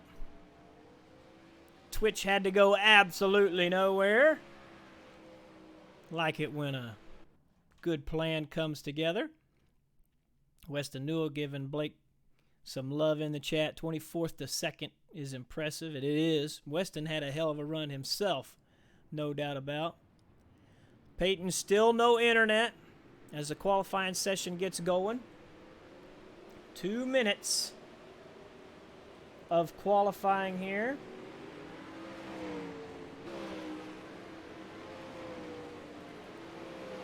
We're going to watch Cabray in the 40. Cole Cabray. Very fast driver. Another one of those Swindell Speed Lab boys. Goes to P1 early. Now P2 as Kevin Click puts in a good lap.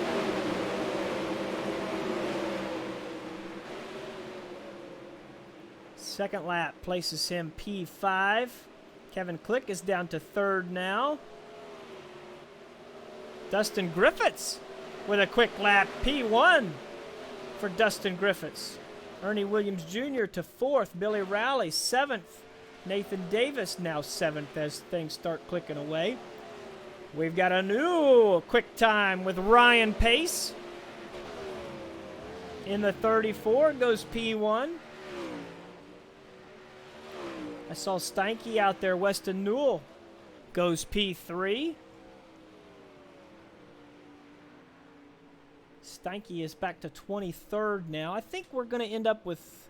We might have 5 heats, which would mean 20 cars get inverted, which would mean John Lepresto, who is currently sitting in 20th, would end up on the pole of heat race number 1 if we have 5 heats. Ryan Pace, quick time at the moment as the timer clicks down. There you have it. Justin Thomas able to get up there in 4th. Good start for him. Looks like we got 47 cars lined up here. That will be 5 heat races. That means Ryan Pace will start 4th here in heat race number 1. And Chris Roberts was the man who ended up 20th in the 93.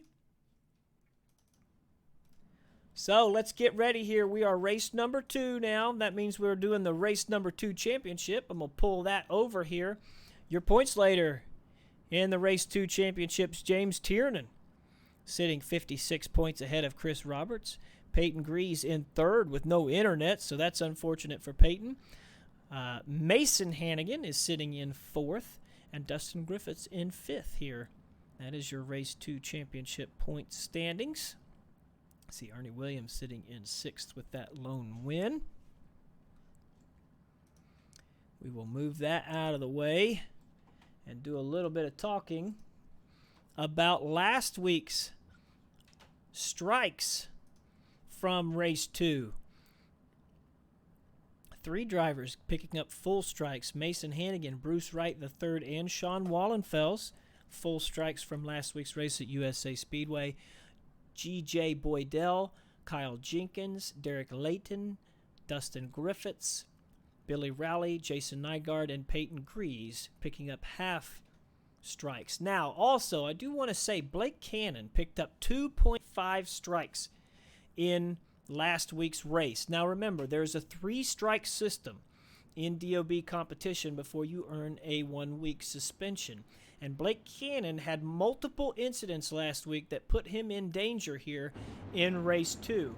I don't know if I've seen him in the race 2 lobby. So we're going to have to keep an eye on that. But remember, Blake Cannon, the driver who ran so well in race number 1 and ended up 2nd, had a lot of trouble last week in competition here in race 2, and that put him in danger of a suspension. although not suspended yet. So, let's talk about this heat race. On the pole in the 93, it's Chris Roberts. And in second, in the 110 to his outside, Kevin Hanley. Michael Sheridan, Ryan Pace, row 2. Jeremy Zarfos, Justin Erickson, row 3. Gregory Tilson and Brian Johnson, row 4. And Jacob Fields and Braden Fensel rounding out your field. Here we go, ladies and gentlemen. 10 laps the distance. Top 4 will advance. Chris Roberts has them, and he will give them green. Good start for Roberts. Hanley under fire from Sheridan and Zarfos on the inside. Still a lot of moisture on this track. Ooh, one car into the fence to the outside. Was that Johnson? You see Ryan Pace, quick time, sitting 5th right now. He's the odd man out. Zarfos on the inside, working Kevin Hanley. Those two nearly making contact. Down the racetrack goes Zarfos. Ryan Pace able to squeeze by. He's going to get around Hanley as well. Move Pace to 3rd. Zarfos once again on the bottom, trying to make that move. Hanley's got a big run. He's got to squirt to the outside, making contact with the fence. Caution flag will wave here. Wow, that crash is still happening. Let's back her up here.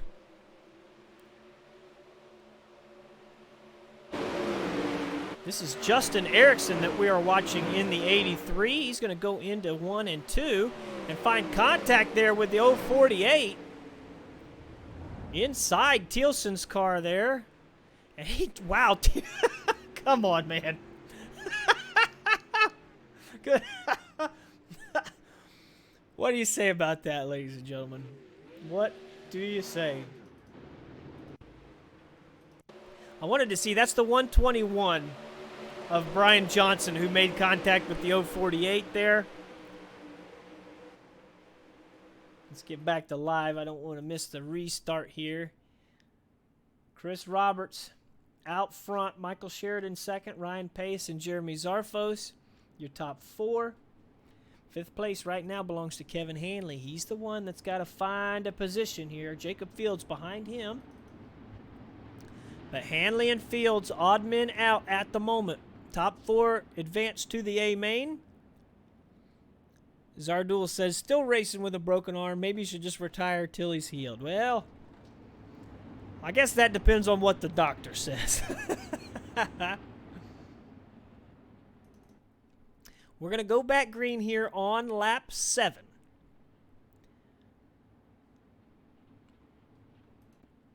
So the lap's winding down. Chris Roberts out front. Sheridan second. Good start for Roberts.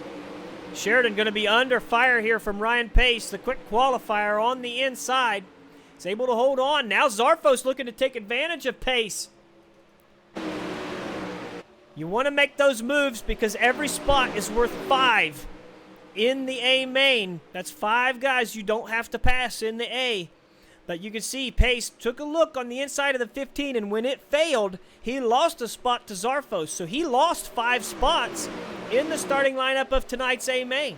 2 laps left in this race. Pace right now in 4th. That invert hurting him. Quick qualifier here tonight, but unable to do anything with it currently. And he's got Kevin Hanley looking to get around him and into this race. Right behind him. Roberts out front. Sheridan, Zarfos doing battle for second spot. Right now, Ryan Pace has that final transfer spot. He's holding the bottom, and he's going to hold 4th place.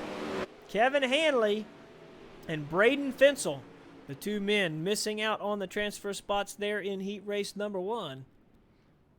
And we are going to move on to heat race number 2.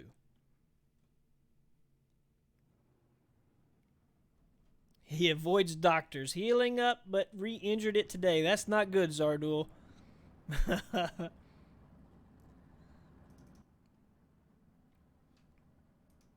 Everybody having a good laugh off of that caution there where one poor car was drugged down the back straightaway in an unfortunate manner.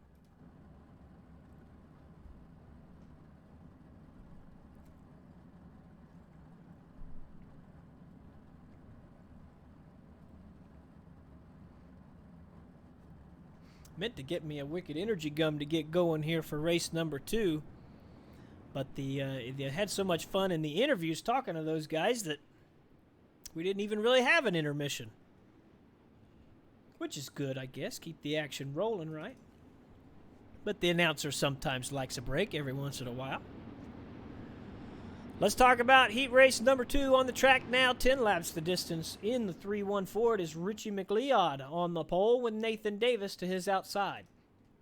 Kevin Click and Dustin Griffiths make up row number 2. Alex Bison and David Flick, row number 3. Tyler Henselman and William Duvall in row number 4. Rounding out your field in the 44, it is Blake Cannon and Zach Kaiser. Remember, Mr. Cannon come from 24th to 2nd in race number 1. He does have to be careful, however. Half of a strike will put him into a suspension for next week. Doesn't want that, but then again, he's got a lot of cars to pass, so I'm sure he's focused on that. McLeod going to lead him down here. Davis on the outside. Good start for both, really. We're going to see if Click can make a move. He's going to scoot to the top of the track, squeeze his way in between Davis and Griffiths. Griffiths working the high side. 57 of Bison trying to make his way forward. Bison, of course, was very, very quick. Problems for William Duvall. He's going to come to a halt and get off the racetrack. No caution there. We were talking about Bison, had all kinds of problems. He was very fast in his heat race before he had some contact there that put him in the D main, and then he had contact in the D main that took him out. So unfortunate race 1 for Alex Bison, but right now he's trying to work his way forward, currently in 5th. And he set his sights on Dustin Griffiths, and the agony continues for Alex Bison on lap 4. Goodness gracious. See Griffiths go into turn number 1. He makes contact with the fence, turns right around into the front of Bison. I think David Flick got some of that too. You can see him up there in the fence. Griffiths clearly not happy. He gets off the racing surface as well. Goodness gracious. We were just talking about Alex Bison and how much trouble he had in heat race in the first race. He was so fast, and he was fast in this one as well, working his way forward, and blam, there it goes. Griffiths obviously didn't want to hit the fence, but he did. He turned in front of Bison, and all 3 of those cars, including David Flick, now out of the race. So we're going to take a look. McLeod been out front in this race all the way. Davis and Click also right there where they started. Henselman is the man who has worked his way forward. Currently in the 4th position, 3 spots up. But he's got Blake Cannon behind him. Take a look at Cannon, however. That car is missing a front wing. So not in peak physical condition is the Swindell Speed Lab machine, currently in 5th. But it has some work to do at a disadvantage if he wants to make his way into tonight's A main through the heats. He didn't do it the first time, however. He went to the C, made it through to the B, and then all the way from the back of the A to 2nd spot in the first race here tonight. So Blake Cannon can do it, but I'm sure he'd rather make a pass right here on Tyler Henselman. He's got 3 laps to do it. Richie McLeod leading him down.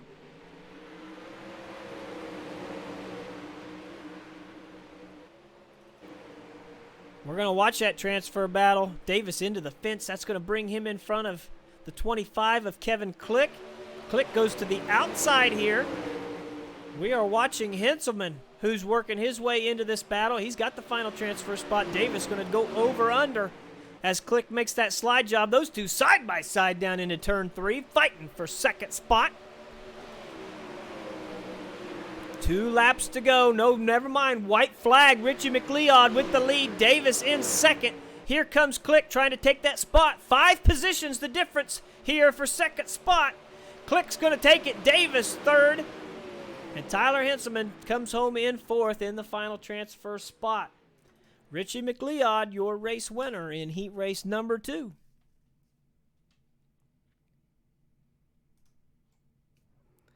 We keep talking about it.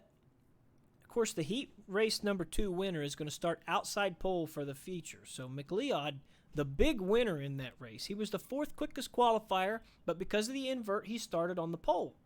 And now he's going to be outside pole for the main show here tonight. That's huge. But also that battle between Kevin Click and Nathan Davis for 2nd spot. There's 5 heat races, okay? So if McLeod's starting in 2nd, that means that the 2nd place finisher in heat race number 2 starts 5 spots behind that. So he's going to start in 7th. And then you got 5 more spots if you end up 3rd. So that battle for 2nd spot is so important. That's a lot of cars you don't have to pass. It gives you such a better chance at finding a top 5, top 3, or a race win in DOB competition if you finish well in your heat. It's so important. Unless you're an alien like Blake Cannon who drives his way through the field no matter what. But it definitely makes it a lot easier. Even Cannon said he'd like to catch a break. Let's talk about heat race number 3 on the pole in the 75. It is Dylan Workman, and to his outside in the 152, Colton Hardy. Billy Rowley in the 79 and Weston Newell in the 222 make up row number 2. Joshua Steinke and Josh Johnson, row number 3. Steinke, of course, defending champion of this 360 series. Greg Boydell and Nathan Kropaszewski, row number 4. And rounding out your field in the 74, it is Adam Elby. Watch that 74, race 1 winner here in heat race number 3, starting from the back. Dylan Workman on the pole, Hardy to the outside. Really rough start for Hardy.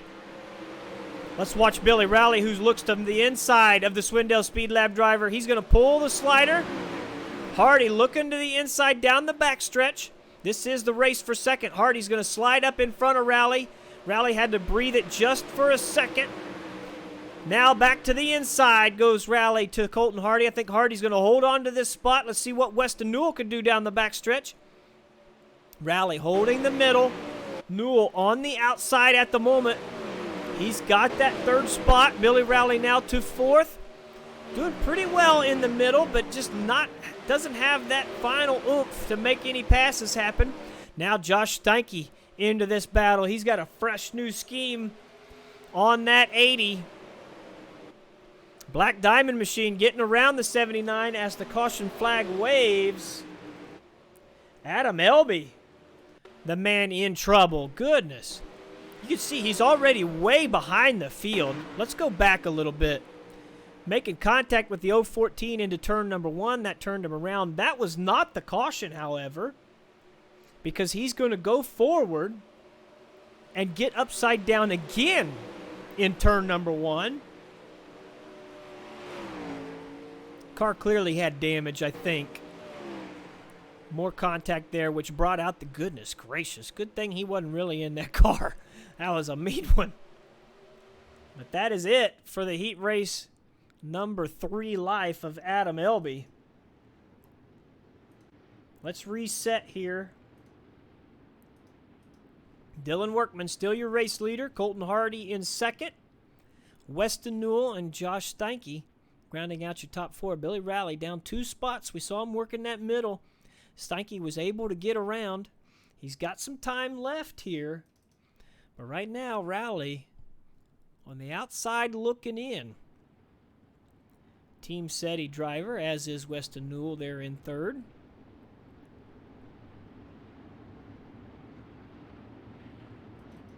Dylan Workman out front.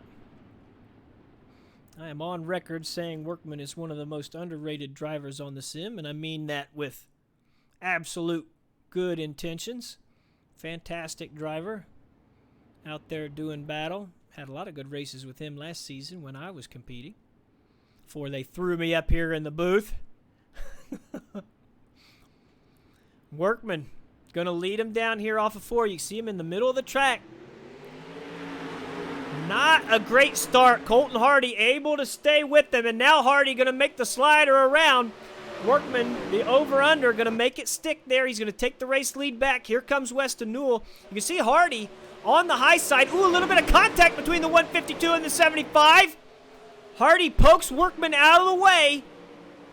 Now Dillon 4 wide there off of turn number 2 for just a moment. Colton Hardy to the race lead. Workman on the inside of the 222. Contact with Weston Newell. No! Those two cars crossed up down the front. Everybody got it straightened out. Now there's still 3 wide. Billy Rowley here trying to make his way forward. Weston in second. Workman third. Steike now in fourth. I cannot believe those boys finished that way. Holy moly. I thought for sure when they made contact, all of a sudden there was going to be a lot of transfer spots lost. But somehow those boys got it straightened out. Yeah, Jim Workman calling out in Facebook that contact there between Hardy and Workman. It looked like Dillon was a lane under the cushion and Hardy was on the cushion. As Dillon came up the racetrack, Hardy was trying to make that over-under maneuver, and there wasn't room left. You saw contact there with the 75, which poked him out of the way, gave the race lead to Colton Hardy. Probably no action going to be taken there as far as penalties for the contact. Workman able to salvage a transfer spot there. So we move on to heat race number 4. On the pole, in the 22-team SETI machine, it is the Tropical Storm Mason Hannigan. And to his outside in the 00, Jeff Flaro. Ernie Williams Jr. in the 91. We saw him run so good in race number 1 before troubles took him out. And Justin Thomas in the Mode Motorsports machine to the outside. Sean Wallenfels had a top 3 finish in race number 1. He's starting inside row number 3. Jonathan Smith to his outside. Rounding out your field, it is Bruce Wright III, Randy Rockwell, and Chase Caber. Can you confirm that for me? Cabre? I'm going with Cabre. Let's do that. Mason Hannigan gives him the green here off of turn number 4. Great start for that number 22 machine. Ernie Williams looking to get to the inside of Flaro. He slides up in front. Flaro with a good crossover, nearly getting Justin Thomas there. He's going to slide up the racetrack. Unable to make the pass work on the 91, so he goes at it again. Back to the bottom of the track. Here comes the 9 around the 42. Unable to hold it. Wallenfels into the fence, though. Then contact with Justin Thomas. Both of those cars. Looks like Wallenfels able to keep going. I saw 2 cars upside down. Let's back this up. See Wallenfels come off the fence. There is the other driver upside down. That is Bruce Wright, or is it Rockwell? It is Bruce Wright III, who is also upside down. Both of those cars now into pit lane and out of this race.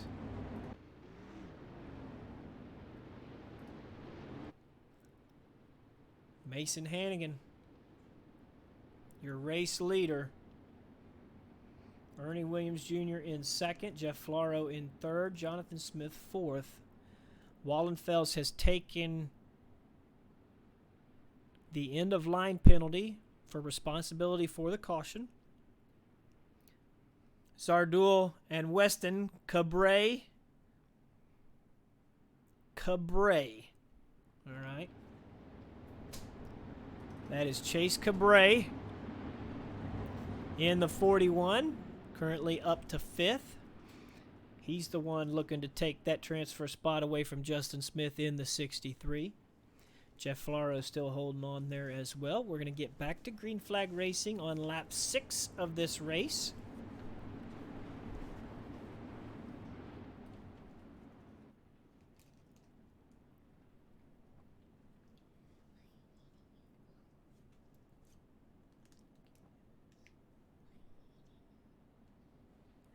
We're going back green here. Mason Hannigan has control. Ernie Williams looking to get a jump.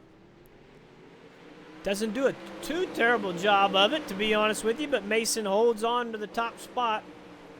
Flaro to the bottom of the track. Cabre has already made his way around the 63, and now he's going to make a move on Flaro. Flaro into the fence. That gives that spot away. Now Flaro in the 63 doing battle here for the final transfer spot. That's Jonathan Smith in the middle of the track trying to find his way around. Out front, Ernie Williams is stalking the 22 of Hannigan. Chase Cabray trying to close the gap as well. You could see him in third. He's running these guys down, but he's running out of time. 2 laps to go here off of turn number 4. Here comes Williams. He's right there. To the inside goes the 91, trying to hold that middle lane. These 2 guys battling it out. It's going to bring Cabray into this fight. Hannigan into the fence. Cabray has to lift. Ernie Williams to the lead. No, Cabray makes contact with a 22. He hits Floro. Those 2 cars around. Ernie Williams Jr. is going to win. Chase Cabray finishes in second. Third place goes to Sean Wallenfels. And fourth place to Jonathan Smith. But goodness gracious, Mason Hannigan, after contact with the 41 of Cabray, took him and Jeff Floro out of a transfer spot. Not the way they wanted to end heat race number 4. But nonetheless, that's the way it happens. We talked about that contact that ended heat race number 3 not being something that could be looked at. I'm not so sure about that one. We have to see what the admins say about it. And of course, if there's nothing is done during the races, they're going to look at it after the race to then put in place penalties and strikes that carry over. Of course, there's a 3-strike system in Dirty Old Bastards competition. Dustin Helm saying, if you can't beat them, wreck them.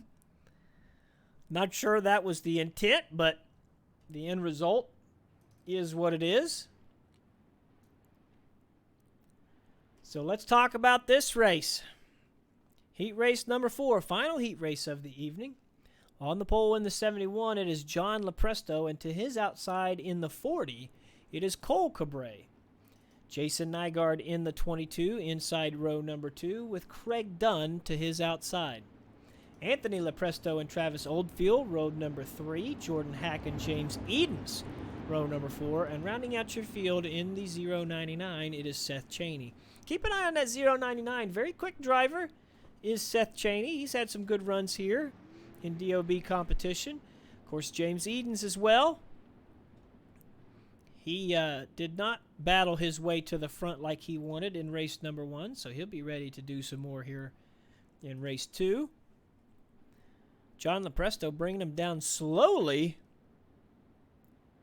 Cole Cabray stepped on the gas to get going forward. Now Lepresto back up even with the Swindell Speed Labs driver, and he's got a good start there.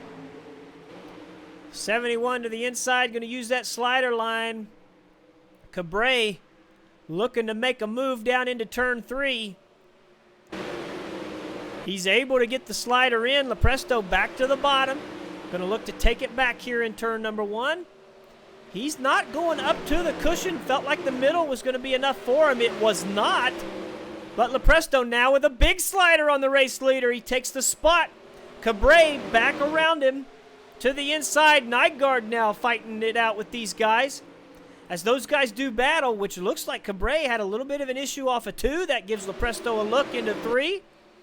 Lepresto gets around him, but Cabray once more taking the top spot back. Ooh, now contact with Nygaard and Cabray, and that turns him around in front of Craig Dunn. Caution flag is out. Goodness gracious, a lot of aggression being played out here tonight at Eldora. Let's back it up. See Jason Nygaard. He's got third spot right there.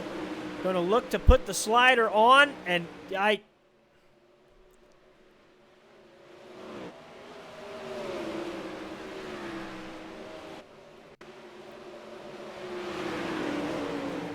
at a loss for words.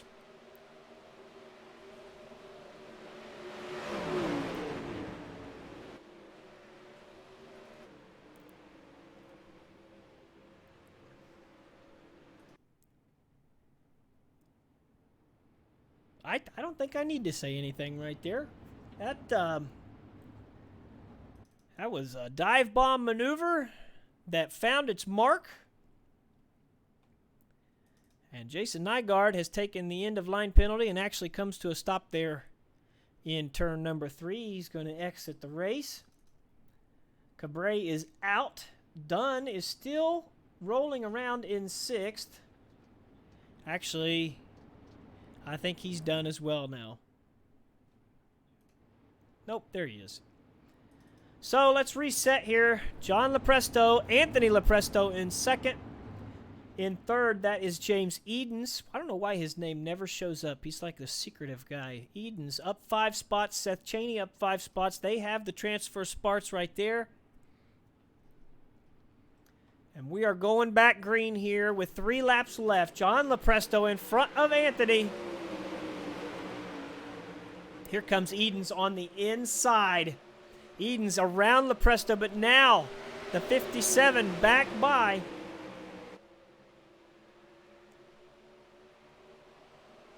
Now Anthony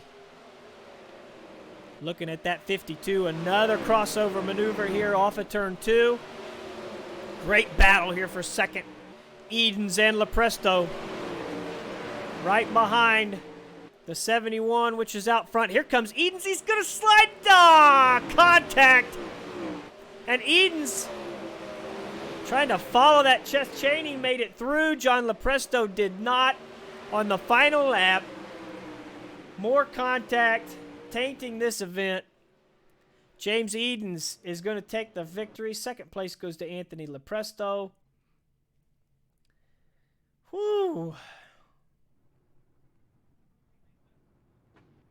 Going to be some penalties out of that one, ladies and gentlemen. Going to be some penalties.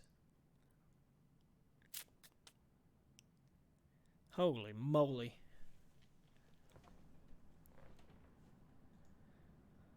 Zardul the Great pointing out in the Twitch chat that the admins scolding them because apparently there was an outcry there after seeing the contact. We had the contact with Nygaard and Cabre. I'm not going to say that Nygaard deliberately crashed Cabre, but it looked bad on screen. It looked bad. And then late, you saw James Edens put the slider on the race leader.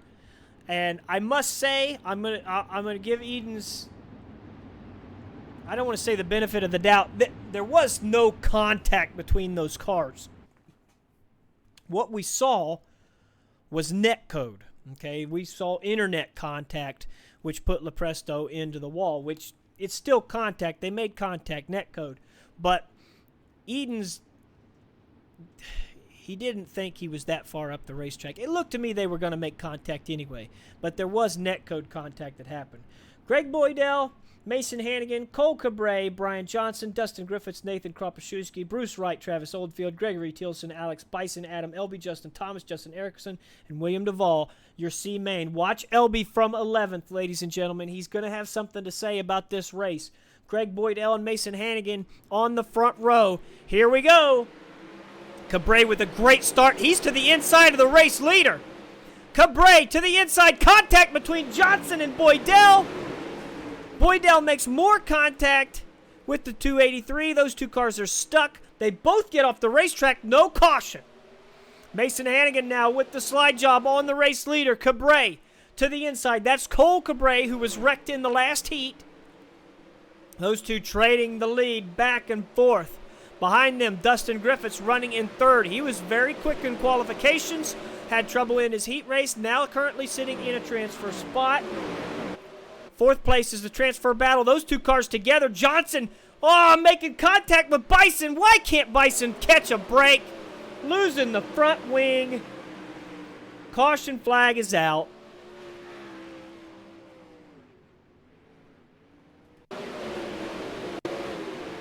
I'm going to back it up here. Johnson has the transfer spot in the 121. Justin Thomas trying to fight his way in. Bison going to slide up in front of the 121. No contact there, but Johnson on the cushion shoots off the top of the racetrack into Bison. who makes contact with the inside retaining wall, does continue. But too much damage on that car, and that's it for Alex Bison. Let me tell you, Alex Bison has had the worst evening out of anybody. He was so fast in every race that he's been in, fighting for the transfer spot, and he crashed 4 times. That was not his fault. Just unbelievable. Unbelievable. Cole Cabre, the man who was crashed in heat race number 5, currently your race leader. Mason Hannigan in second. Third place belongs to Dustin Griffiths. Justin Thomas is up 8 spots. But Adam Elby, the man who won race number 1, is in 5th.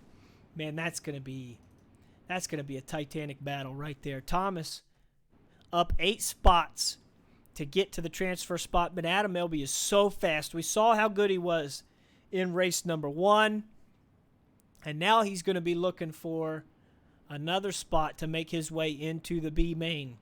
I don't know if Justin Thomas is going to be able to hold him off, but Justin is thinking about that 82 to work his way around Griffiths.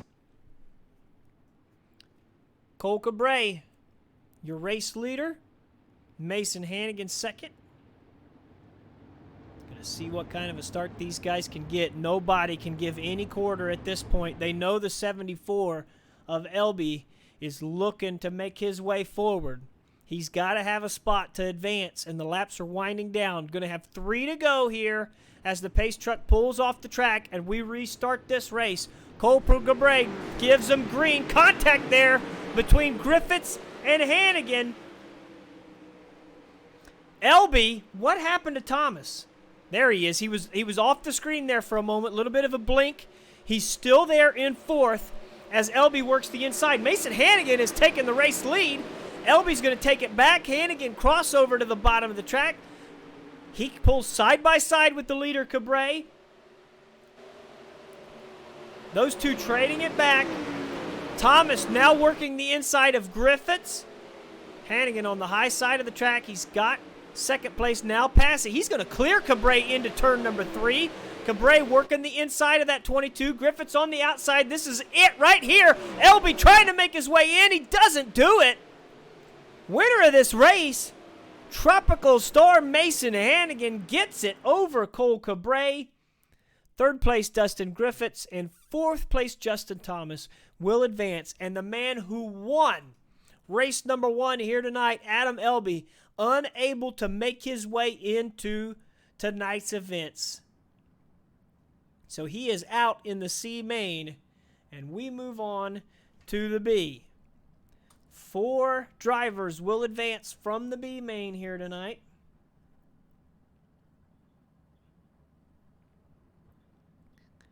Twitch and Facebook chats have gone to complete silence after that heat race number 5 debacle.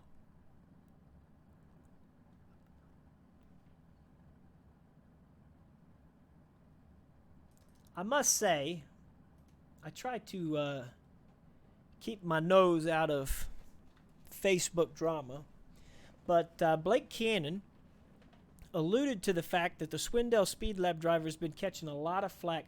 Another pole sitter, Kevin Hanley, unable to make the call for this race. That's the 3rd pole sitter here tonight that has not shown up for the race. Something's wrong. Something's wrong.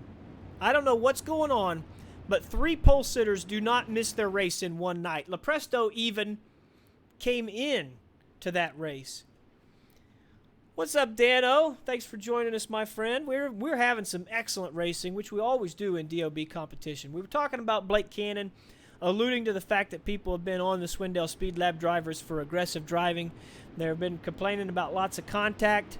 That, Nygaard incident, I don't know if that's retaliation for that sort of talk. I know Nygaard's been in that conversation, but not sure exactly. So Joshua Johnson on pole, Blake Cannon, Randy Rockwell, Jordan Hack, Braden Fenzel, Zach Kaiser, Billy Rowley, Jeff Floro, John Lepresto, Jacob Fields, David Flick, Mason Hannigan, Cole Cabre, Dustin Griffiths, Justin Thomas. Your field here for 12 laps of B main action. Top 4 will advance. We're going green this time by Joshua Johnson. Gives them the go. Blake Cannon got a great start on the outside. LaPresto's already around in the middle of the track. He's made contact with Griffiths. See if Griffiths can get turned around here. We are still green. Let's go to the race lead. Cannon has it. Joshua Johnson in second. Back here, Randy Rockwell doing battle with Flaro. That's the 39 of Jordan Hack also in this battle. A lot of cars. There's Zach Kaiser. Cole Cabray on the inside. He's worked his way from the rear of the field. Big crash down the front straightaway. More cars in. Zach upside down in turn number 1, and we go caution.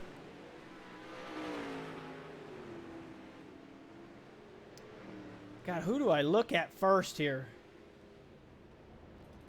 Let's check out Jordan Hack. You can see this giant battle for the transfer spot here. Everybody going for it. The 811 makes contact. He hits Hack. That was Randy Rockwell down the front stretch. Goodness gracious. Billy Rowley got some of that as well. Let's try to go forward here. Rowley's got a little bit of damage to the nose. Mason Hannigan has even more damage to his nose. LaPresto is still back there. Right now, Cole Cabray has the transfer spot. Justin Thomas followed him through that carnage. The 56 of David Flick, currently in 6th. Like we said, top 4 go to the B main.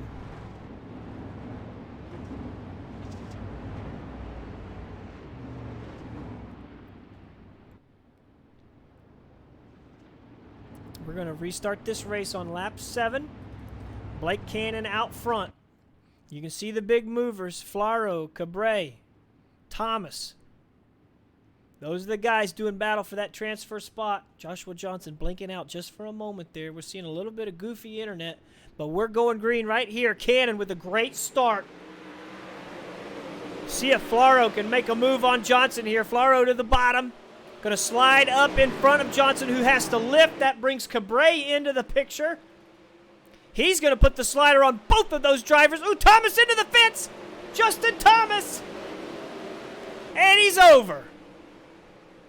He's off the track. No caution. Jacob Fields, the man in 5th right now. He's trying to run down Joshua Johnson, who has that final transfer spot.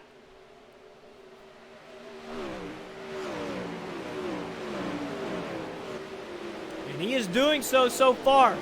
Blake Cannon out front. Cole Cabray now in 2nd. Flaro 3rd. Johnson 4th. And Jacob Fields running him down. Leader is coming across the line here in just a moment. 2 laps to go. Here comes Fields up the inside. Power move. Makes it stick. Now sliding up to the top of the track in front of Johnson. Johnson now looking to battle back here. White flag going to hit this time by Cannon out front. This is the battle for the transfer spot that we are watching. Here comes the 1 car into the picture. Fields has it. He's got a good advantage. Down to the bottom of the track he goes. He's going to hold it off of turn number 4. Jacob Fields is going to get the final transfer spot into tonight's A main.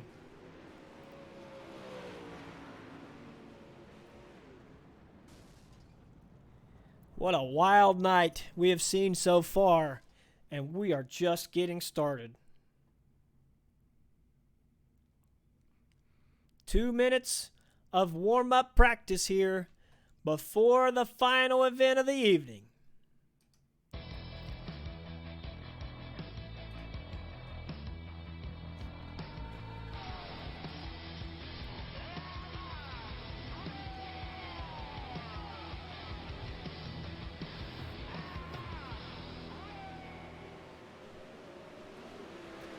Ladies and gentlemen, Wicked Energy Gum is a boost of energy, alertness, and focus in a chew. It only takes about 5 to 10 minutes to take effect and is a cheaper and healthier alternative to energy drinks and shots that fill you with calories and sugar.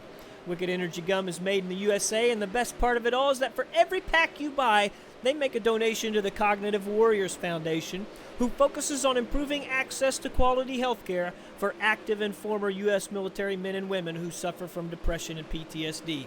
Just go to wickedenergygum.com and use code DOBRL for 10% off your order and free shipping on race day.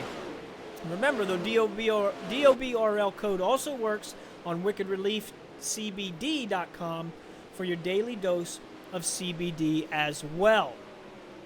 I gotta tell you, popped my first Wicked Energy Gum last night. I'm not an energy drink guy, but it is what it is advertised. Good boost of alertness. I believe it's 100 milligrams of caffeine with none of the bull crap you get with the energy drinks, which I just don't do. I don't touch. So I do recommend that everybody head over to those websites, help our sponsors out, use that DOBRL code to know who sent you. They're the ones that keep these broadcasts on, and we are trying to send people their way so that we can continue on. Practice ending here this week. Billy Rowley entering the broadcast booth. Colton Hardy, James Edens, top two right now. Third place, Blake Cannon. Swindell Speed Labs out front again, Billy. They're the hot guys here tonight. Yep. It's been a very, very interesting evening. A lot of chippiness going on, and hopefully the feature's a lot cleaner than what the heat races in the preliminary. I was going to say, we've been stunned about that heat race number 5, and we saw some incidents before that. But what was the word from the admins there? I know you were in the admins were not pleased. The admins were not pleased. There's going to be some stuff coming out this week. They told us in the lobby, but we're going to leave that as it is because that's not our mind to say. But it's there's a lot of chippiness going on, a lot of talking back and forth, and just a tough night. Keeping an eye on this. We've had an issue with pole sitters not being able to get into the lobbies all night. Look at Chris Roberts. Chris Roberts is the main admin with the DOB Racing League. And he's stuck right now. There's something wrong with these racing lobbies. What's going on?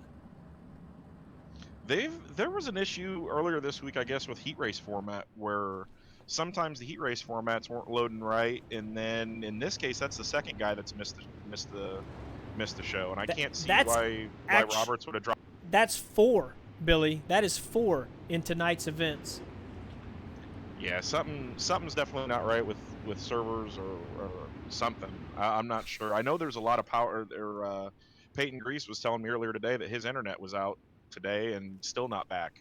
I had internet issues a couple weeks ago. It's the infrastructure needs to change for sure. There's something going on. 35 laps is what we're doing here. This is the final feature of the night, the main event, ladies and gentlemen. Colton Hardy is going to move to the pole now without Chris Roberts. Richie McLeod, Ernie Williams Jr., James Eden, Sheridan, Click, Newell, Cabre, Lepresto, Zarfos, Davis, Workman, Wallenfels, Cheney, Pace, Henselman, Steinke, Smith, Dunn, Cannon, Cabre, Flaro, and Fields. Your field. We're watching Colton Hardy as he brings them down as we start tonight's main event, race number 2, underway. Great start for Hardy. He's going to bring his teammate Edens with him. You can see him 3 wide behind there. Ernie Williams, the meat and the sandwich. He's going to clear him. Kevin Click now dropping back. Contact with Zarfos and Click, the teammates. Those guys... I don't think Zarfos was able to catch it. I heard somebody there out of turn 4. No, Zarfos is still rolling. Now problems down the backstretch. Those guys get straightened out as well. That's Henselman in the 21. You can see Click all the way back to 17th after that contact. Out front, we missed the pass for the race lead. James Edens making his way around Colton Hardy, Billy. And Ernie Williams Jr. now settling in. Ernie Williams was very fast in race number 1. Before he found the fence, and now he's going to make a move on Hardy. Yeah, and I'm actually back here watching Newell right now too. Newell was on the move for a little bit too, but yeah, Ernie just had bad luck in that first race. It just Mo just kind of snuck up and bit him. Hopefully, he's got a bunch of Speed Lab guys surrounding him though, because Cabre's on the move. Well, the Speed Lab guys are like sharks right now, man. They're so quick, and they are moving their way to the front. Edens has it. Ooh, problems out of turn number 4. That's Zarfos once more. He gets sideways, and Weston Newell making contact as well. Caution flag will fly here.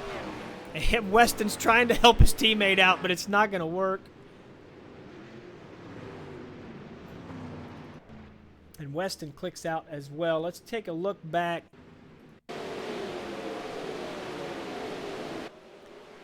Yeah. I think Weston feels bad about that when those two guys got into turn 3 a little too close. Not sure if Zarfos just kind of slowed up on the cushion there. But Weston made contact with the rear of the 19, and that car went over. Both of those cars exiting out of the race, and that will be it. 2 teammates, Billy. You never want to find that. I mean, technically, I guess Zarfos is a Dave Blaney Racing guy, Weston's Team SETI guy, but you don't like to see that. No, they're former teammates. I mean, everybody. I can say that a lot. It's all respect thing. I mean, it definitely wasn't anything intentional for sure. Dano talking about sliding up the track in a pack. Yeah, Dano, these guys have, of course, this is DOB competitions. This track has not reset all night. So we're probably sitting at, like, what do you think, 75 to 85% track wear. Track is wearing out. It's very slick. Yeah, maybe around there. The biggest thing right now is a lot of guys are getting that false sense of security because there's still a grip strip through the middle that if you do throw a slider, you're going to get that little grip, so it makes the slider a little bit more tricky, but you might also be able to keep it in that grip to get off the corner and possibly then slide the guy clean going into the next corner.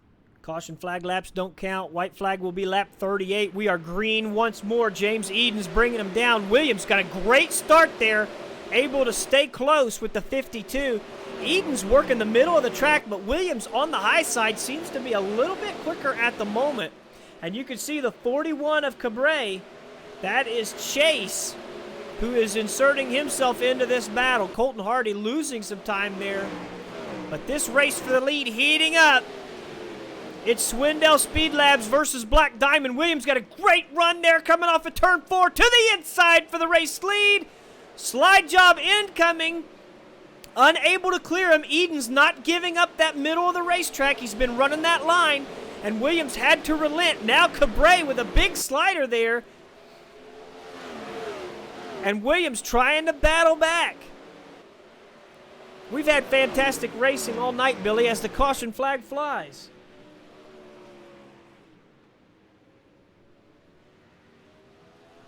See what we can find out here.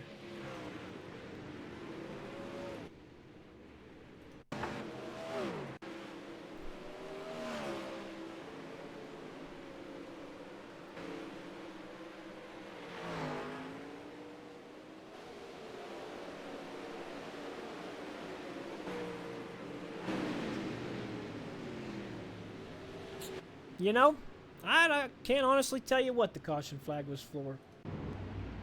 So we're going to give up on that. It is the second caution flag of this race. That moves the white flag lap to lap 41. James Edens is still your race leader. Cole Cabre up 7 spots, sitting second right now.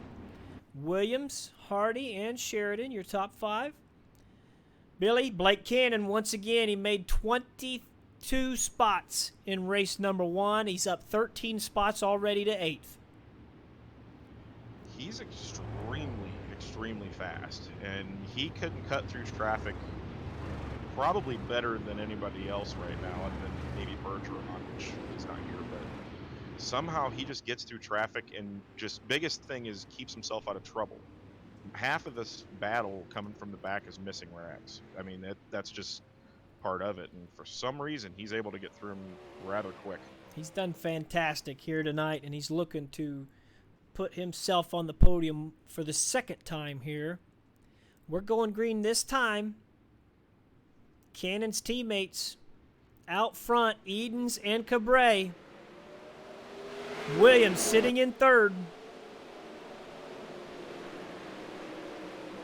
Edens still making that middle work. Looks like the only other guy we see down there is Sheridan. He's up to fifth. Ooh, problems for Hardy. He's in the fence and he's upside down. Huge crash here. And you see that car tracking sideways. Hardy is done. Nathan Davis with a lot of damage to his Black Diamond machine. Let's back it up. Get to a different TV camera. You can see Sheridan there on the inside. Hardy goes into turn 3, makes contact with the outside retaining wall. That collects Davis and Lepresto. Cannon in that as well. Wallenfels. Fields as well in that. I don't think Fields got too much damage. Let's look at Blake Cannon because he is done. That was a lot of contact there for Cannon. We're going to ride along with him.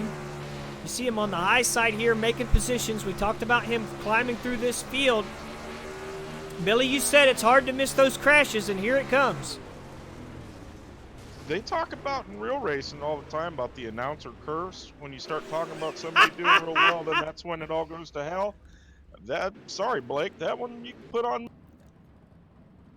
But I mean, it's all luck because you don't know if the guy's going to hold the brake, if he's going to slide down the racetrack, if it's, you know, it's extremely different. I don't understand why it happens like that. Sometimes just. Third caution of the evening moves the white flag lap to back to lap 44. Very easy for me to say, obviously. Cole Cabre now the man on the move. He's up to 6th, 16 spots up. That crash helped him immensely. Blake Cannon, his charge is done for the evening. Into the pits. We're going to get back going right here. Seems like we've run lots of yellow flag laps, but we really haven't. Lap 22 now. Back to green.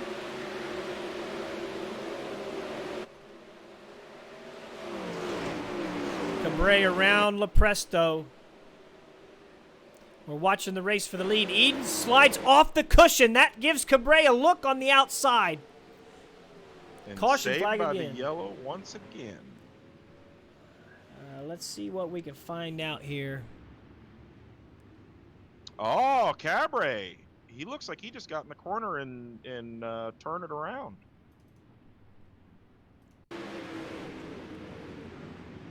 Steinke as well. Try to back it up. Yay, turns it around in front of Steinke. Contact there. That gets Cheney involved. Wallenfels.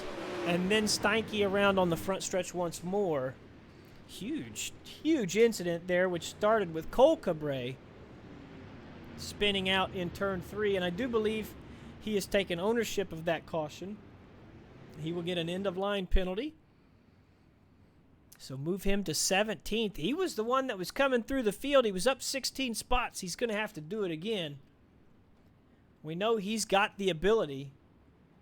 Billy, you said saved by the yellow, but he wasn't. As the yellow flag flew, it was Chase Cabre in the race lead, and Edens now relegated to 2nd spot with an untimely yellow. We saw him come off the cushion through 3 and 4. Clearly that car hopped the cushion, had some issues, and that gave Cabre the opening he needed, and the caution came at the absolute best time. Yeah, I never thought he was by him at all, so that's kind of shocking to me. But see how I almost wonder if the new cushion's throwing some guys off because there is a different build with this season, and as far as the cushion goes, they changed it last week. So it's a lot different. It's a lot different of a racetrack to run on.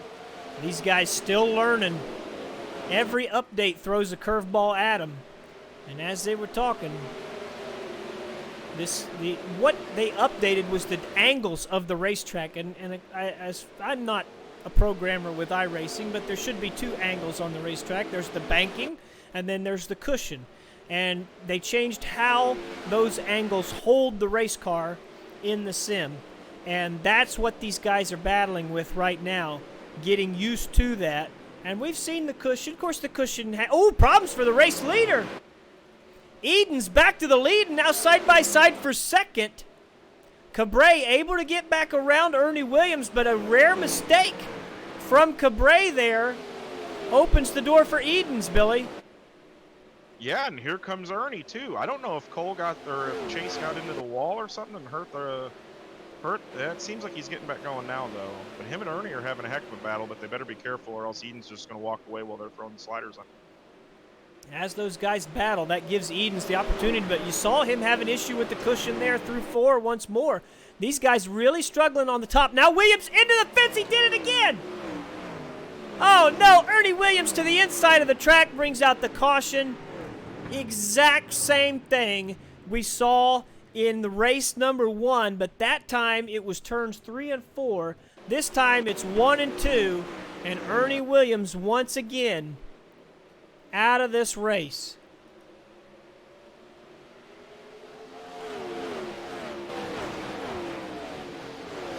You see him get into the fence, spin out, and into the inside retaining wall.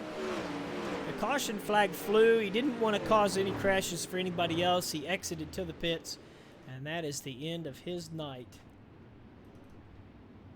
And it's really, really weird to see Ernie make a couple of mistakes like that. Ernie's, in my opinion, one of the better ones on the sim to run the cushion, especially here. But like I said, I really wonder if everybody was so used to the way that the cushion worked with the car before that now you have to adjust setups, adjust handling, and adjust the way that you drive them. Totally different compared to what it was before, and I wonder if it just caught him out.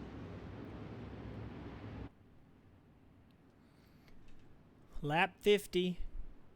Now the white flag lap.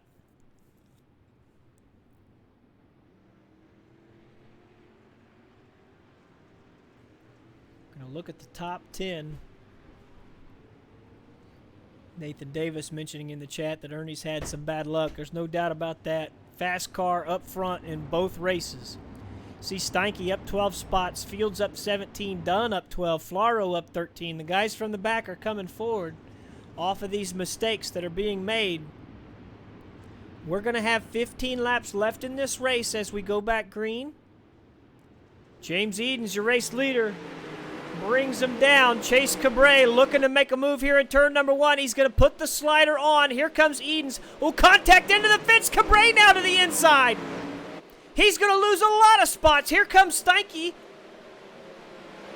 You see Workman to the inside of Sheridan there. Those boys are battling for 3rd spot.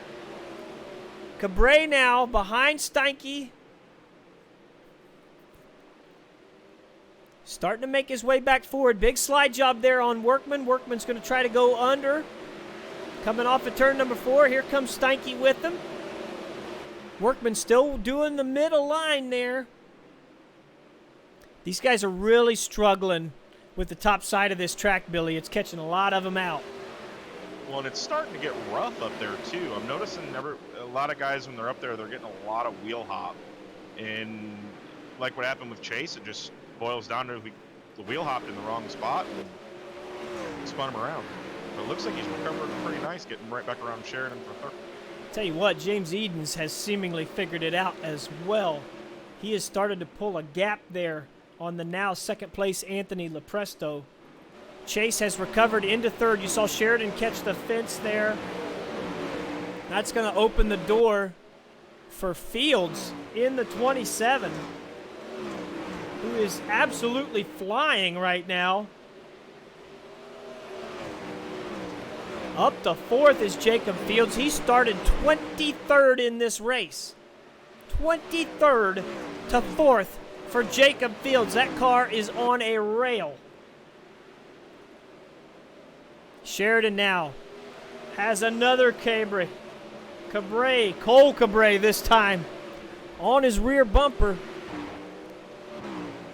Cabré is 6th, Sheridan 5th. We saw him get all the way up high in the running order before spinning out and having to go to the back.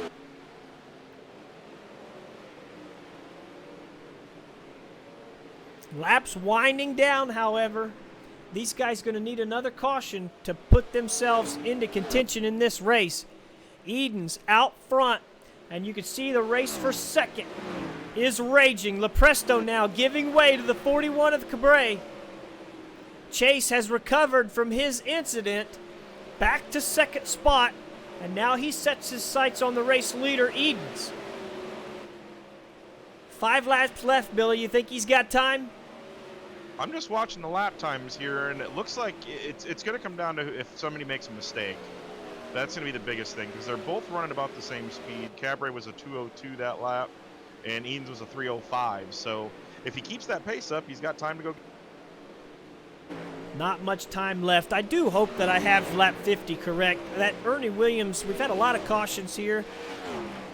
Keeping track of that. We know the caution flag laps don't count. I do believe 50 is it. We're going to keep an eye on it. Here comes Cabré. He's 4/10 faster that lap. He's eating him up. Edens is making too many mistakes, and now he's going to look to make him pay. The 41 to the inside of the 52, unable to hold it. Edens keeping the race lead. That might have been enough to keep him in the lead, because I'm not sure if he's going to have enough time to get. They just got 2 to go. Cabré on the high side. You can see him using that cushion. Contact out of 2 there with the fence. That gives Edens a gap. White flag this time for James Edens. He's got the gap that he needs, but he can't make a mistake. Swindell Speed Lab driver out front once more. Edens had struggles in race number 1, but race number 2 going his way. Here he comes off of turn number 4. James Edens picking up the race 2 victory. Cabré in second. Third place goes to Anthony Lepresto. Fourth place, Cole Cabré was able to make his way forward. I think Joshua Steinke ended up in 5th. Those guys shaking it out there. It's hard to say because the positions update automatically, and these guys are rolling around the track here. But there's no question about your top 3. You see him right there. There's your winner, James Edens.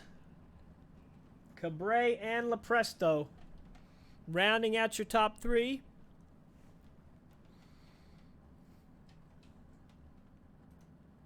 A lot of cautions, but we've seen some fantastic racing here tonight, Billy. Yeah, I mean, I wish I would have made one of the features tonight, but bad luck. By God, if somebody was spinning on the racetrack, I was getting ready to find him. It was like a magnet. But we saw that. Good racing though, from what I saw out front of what guys could do, keep everything clean, and on to the next ones. See if we can get our top 3 into the Discord here. We want to get some interviews with them.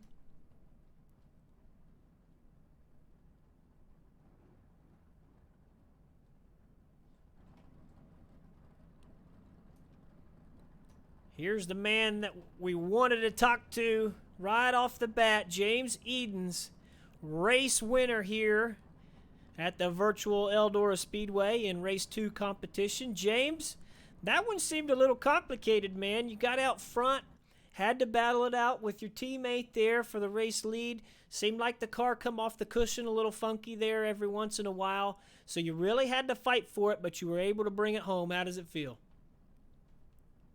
Very good. Yeah, the track was really tricky. The cushion was rough, to say the least. Ernie and Chase they're really strong on the cushion, so I knew I had to be as perfect as I could. And I found that middle, just kind of the middle high line was actually where I was fastest. So I just stuck to that and kind of let them. I knew. It's one thing to catch somebody, and especially it's another thing to pass somebody, especially on a track like that. So I was just hoping, they would kind of make the mistakes themselves, and I could just hang on to it. Seemed to work out for you there. Now, it seemed like you had to battle it out there with Chase, and Chase was very fast, and you saw him start to make that gap there late in the race as well. Talk about battling with your teammate there when you know how quick he is. Yeah, it's tough. Like I said, I mean, he's one of the best when the track gets like that. He can run the cushion just about as good as anybody else. So I knew he was gonna run me hard, and I just had to hold my ground and do what I needed to do, and hopefully I held him off. So let's talk about the issues you had in race 1. You had a fast car. A lot of your teammates making their way through the alphabet soup, and you had some trouble there. You didn't get as far up as you wanted. Talk about what you're thinking. How do you just turn race 1 off and go into race 2? Is it something simple, or can you really get yourself down when you find trouble like that? And is it complicated to get back up for race 2? It can be depending on the situation. Last race was just all my fault. Or the crew's fault. I don't know. Somebody didn't put enough fuel in, so I had to save the entire race. So. We definitely had speed there. Once I knew I had enough fuel to make it to the end, I think I got by, 5 or 6 cars there in the last just 2 or 3 laps to just try to make up everything I could. But, that deal, it was disappointing, but, it's just kind of easy to put past you. It was just a stupid mistake on my part. Just got to move on to the next one. Well, mistakes in race 1, but no problem here in race 2. Victory. Rounding out the evening here. We know how good you are in these things. Going forward into the season, you're going to keep battling it out. See if you can take this championship before it's over. I think LB definitely one-upped us tonight there with that win in the first server, so he's definitely going to get some points there. But next week we got a big modified race going on, so neither one of us are going to be here. So. I guess we'll just see how the points are after that, and if we're still in the running. Well, if you keep winning races, the points kind of sort themselves out, don't they? But congratulations here tonight, your race winner, James Edens. Thank you. I think that's going to be it for the interviews here tonight. I'm not seeing the other two in there, Lepresto and Cabre. But we had a lot of fun here. A lot of action. Some action that people in the racing events liked, some action that they didn't like. Probably got some hurt feelings out there, I have no doubt. But continue on we will. This is actually the only broadcast of the week. DOB competition is off tomorrow night and Thursday night for the July 4th holiday, so no issues there. It's a little bittersweet here. We're gonna close it out tonight, and that's gonna be it for the week. But we will be back next Tuesday with more DOB 360 action. Plenty of fun to be had, and you saw how exciting it can be. So I hope that everyone will join us then once again. Appreciate everybody staying up late with us. It's been a lot of fun, and now that we are the home of the Dirty Old Bastards Racing League, Tuesday, Wednesday, and Thursday nights, this is the place to be. We're going to hang out and have fun and watch some fantastic races throughout the season.